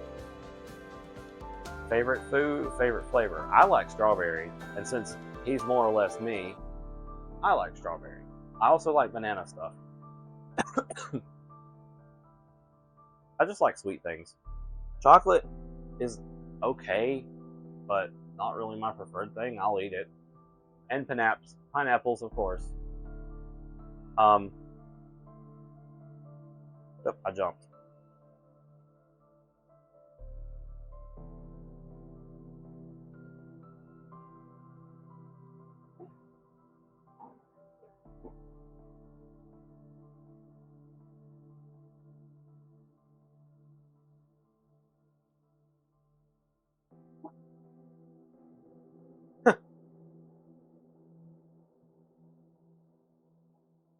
Hey, you guys want some pizza?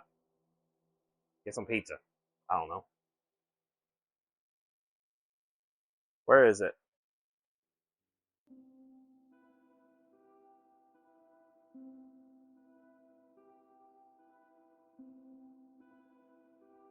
There it is.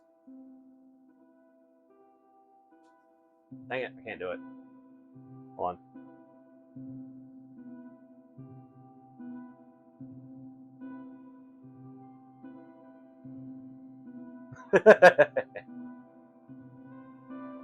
That's a callback.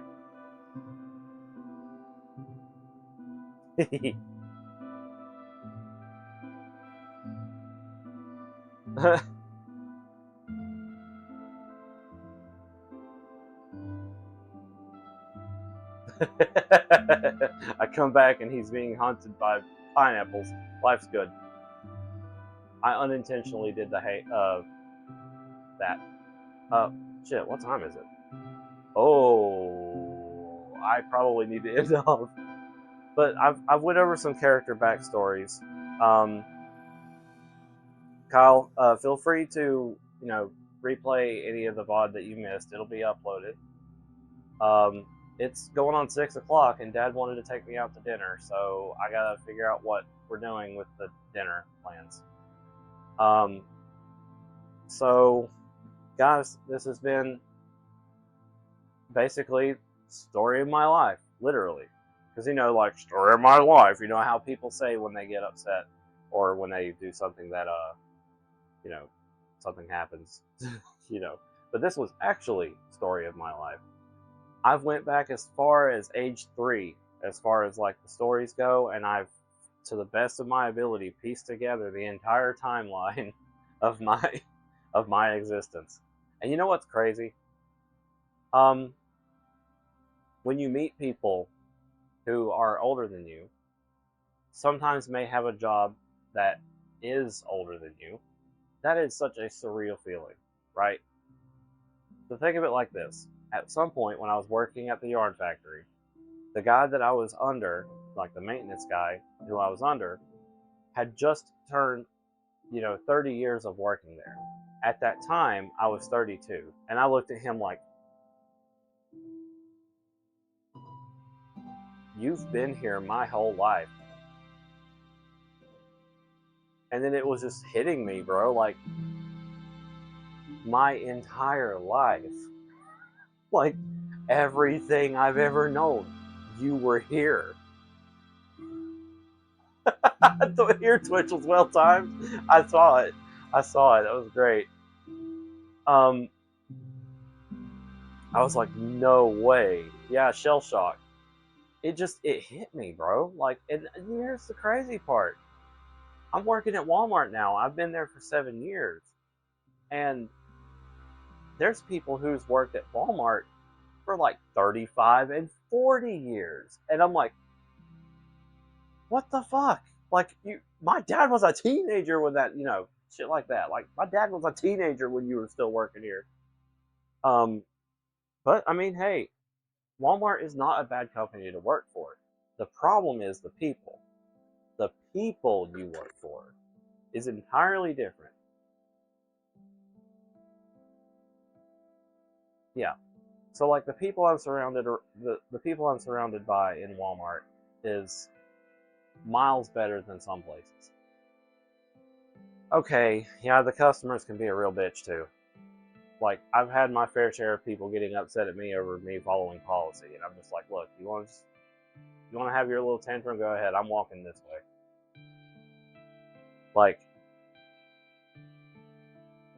Like, it just depends on the place. Like, the people who are hired there, the managers, it varies. It really does.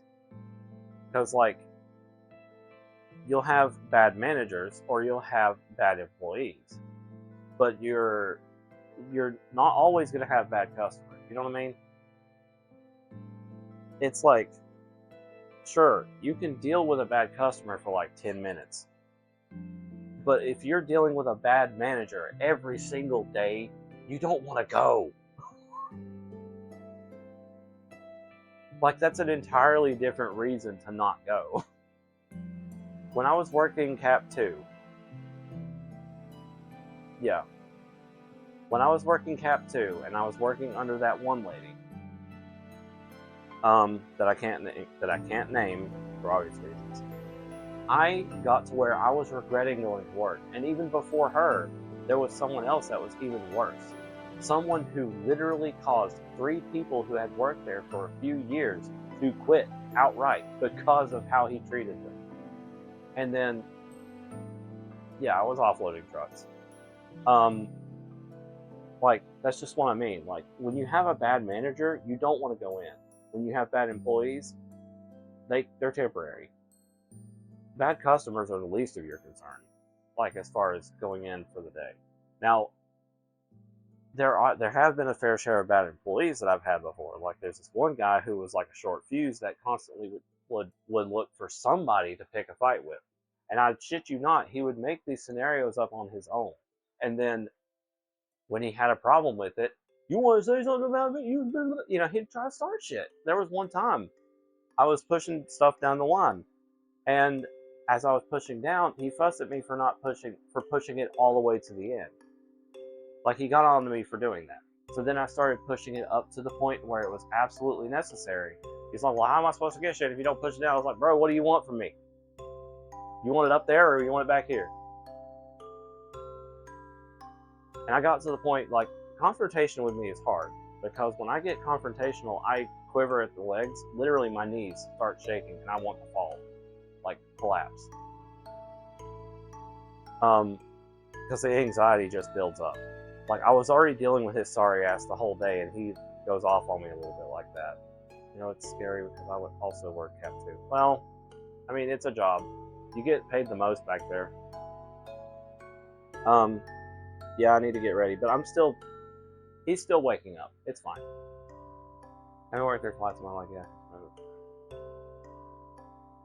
yeah. See, the only other, like, bad employee that I had that was like, oh my god, I want to throw you through a wall, was the guy that introduced me to the electronics department. Like, bro literally pulled a bait and switch and left me on my ass. So what happened is, here we are in November, about the time that I joined the electronics. This guy, we were heading into December. He trained me throughout the whole month, and then out of nowhere, put in his 2 weeks notice in December. You might see where this is going. He was the only opener besides me. Then, around the time that he was working his final day, he just straight up didn't come in, and it was the week before Christmas. The week of Christmas, rather. Literally. He dropped me on my ass on Christmas week. Barely. That's how I did. I barely survived that bullshit. And it was only by the grace of my boss stepping in and helping, and also at least 2 or 3 people from different departments, like apparel, coming in to help. Like, customers were backed all the way to the action alley, bro. And I was by myself, and there was so many photo orders. There was this one photo order for, I shit you not, 800 cards. We ran out of cards.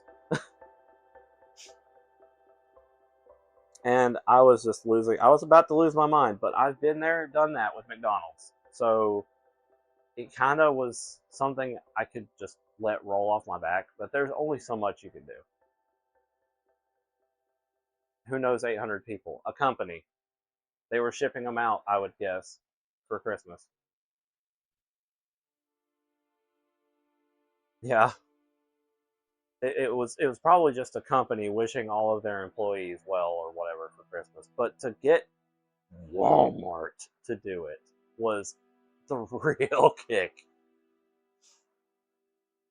And I was like, man, there was so many cards and so many envelopes that we had to put the whole thing in a box.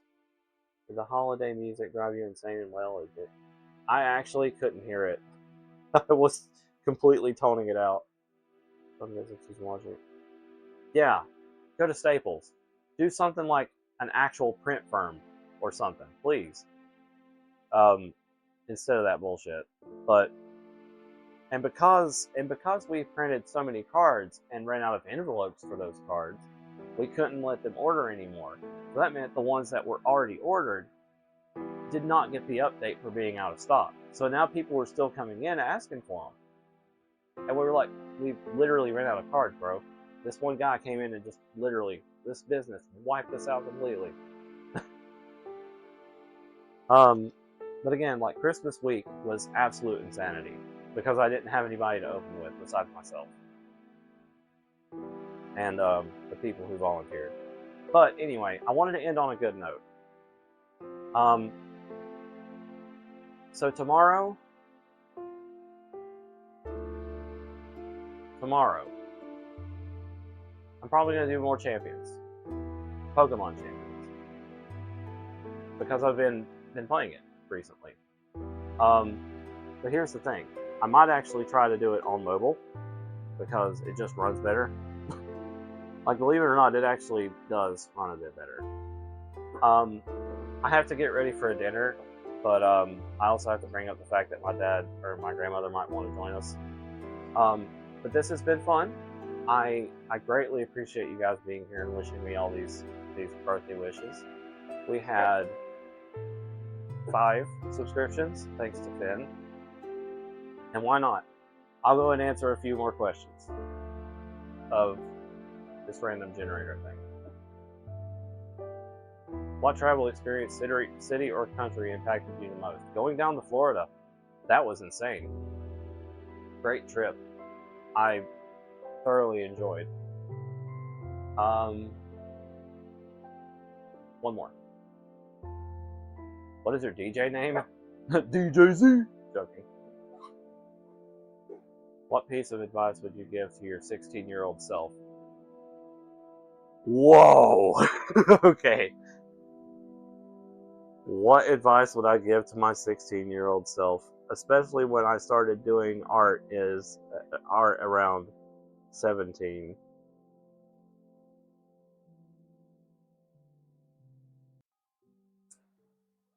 Probably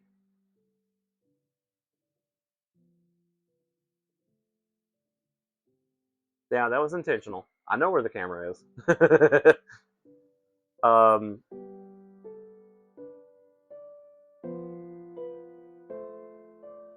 What would I tell my 16-year-old self?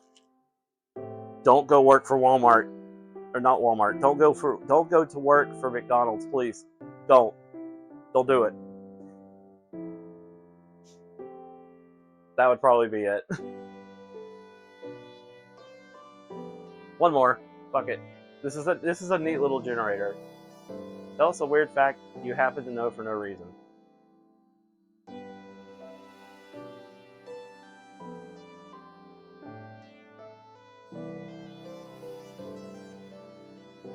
He's trying to show the floopy tail. You mean this? You mean this?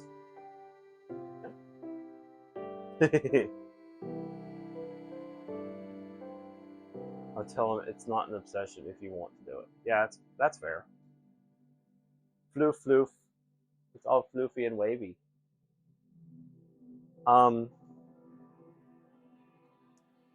What is a fact? A weird fact you happen to know for no reason.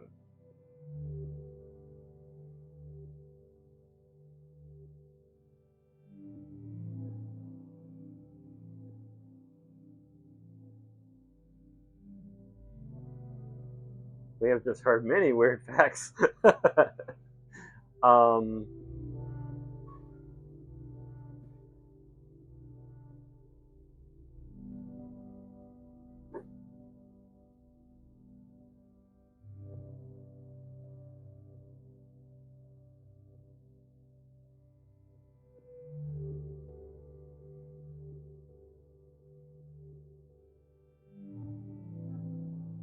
I'm trying to not make it related to Pokemon.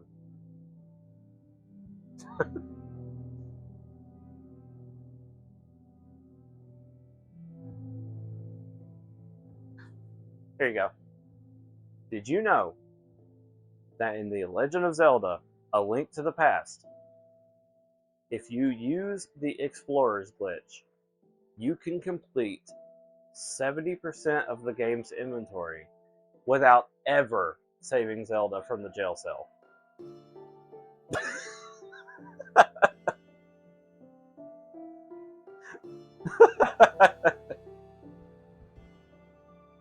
You can literally complete 70% of the game. Well, not complete it. Okay, there's another hidden fact for you. You can't kill any of the Dark World bosses without saving Zelda, because the game is in a particular world state where if you tried to slay one of the Dark World bosses and get a crystal that drops down, the game soft locks when you kill the boss. Okay, that's going to be the last question I answer for the random icebreaker thing. I do need to start getting ready for this dinner. I also don't really have a quick method of initiating a raid. Hold on. Finn, can I please get a special birthday raid message? Birthday Wolfie raid?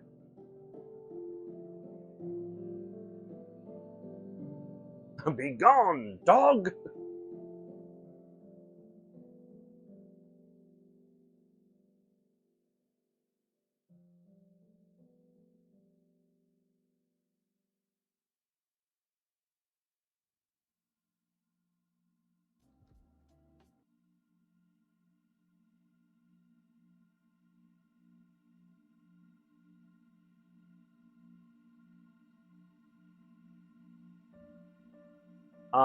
Seriously, I kind of need somebody to come up with that. I can't do it in VR.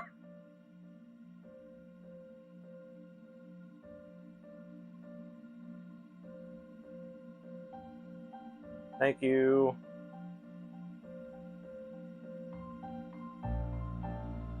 What? See the Wolf? Your See the Wolf is leveling up. That's cute.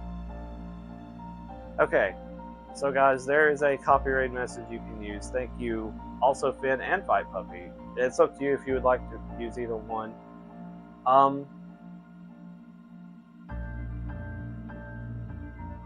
Well, yeah.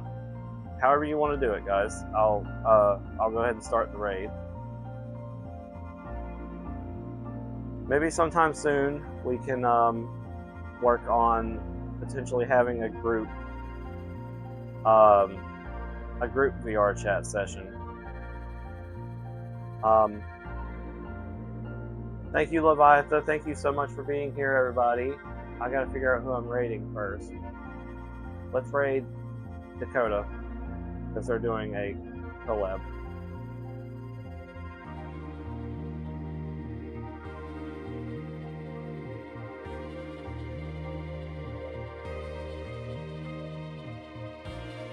There we go. Feel like reading model done when I'm shy would be fun though. Absolutely. Dude, you don't have to. I was one of the shyest people around, I guess you could say. I mean, I'm not really the most outgoing ever. But you know, I opened up over the years. You can join sometime.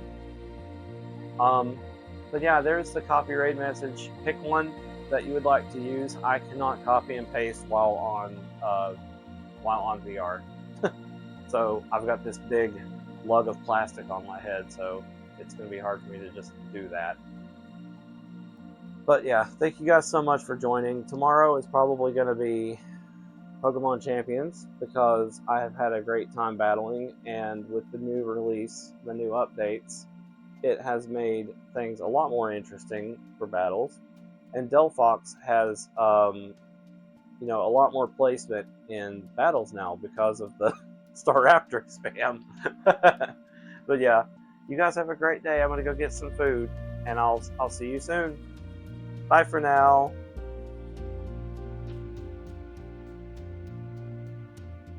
Dry. It was a dry. Oh wait, it's because we're turning off the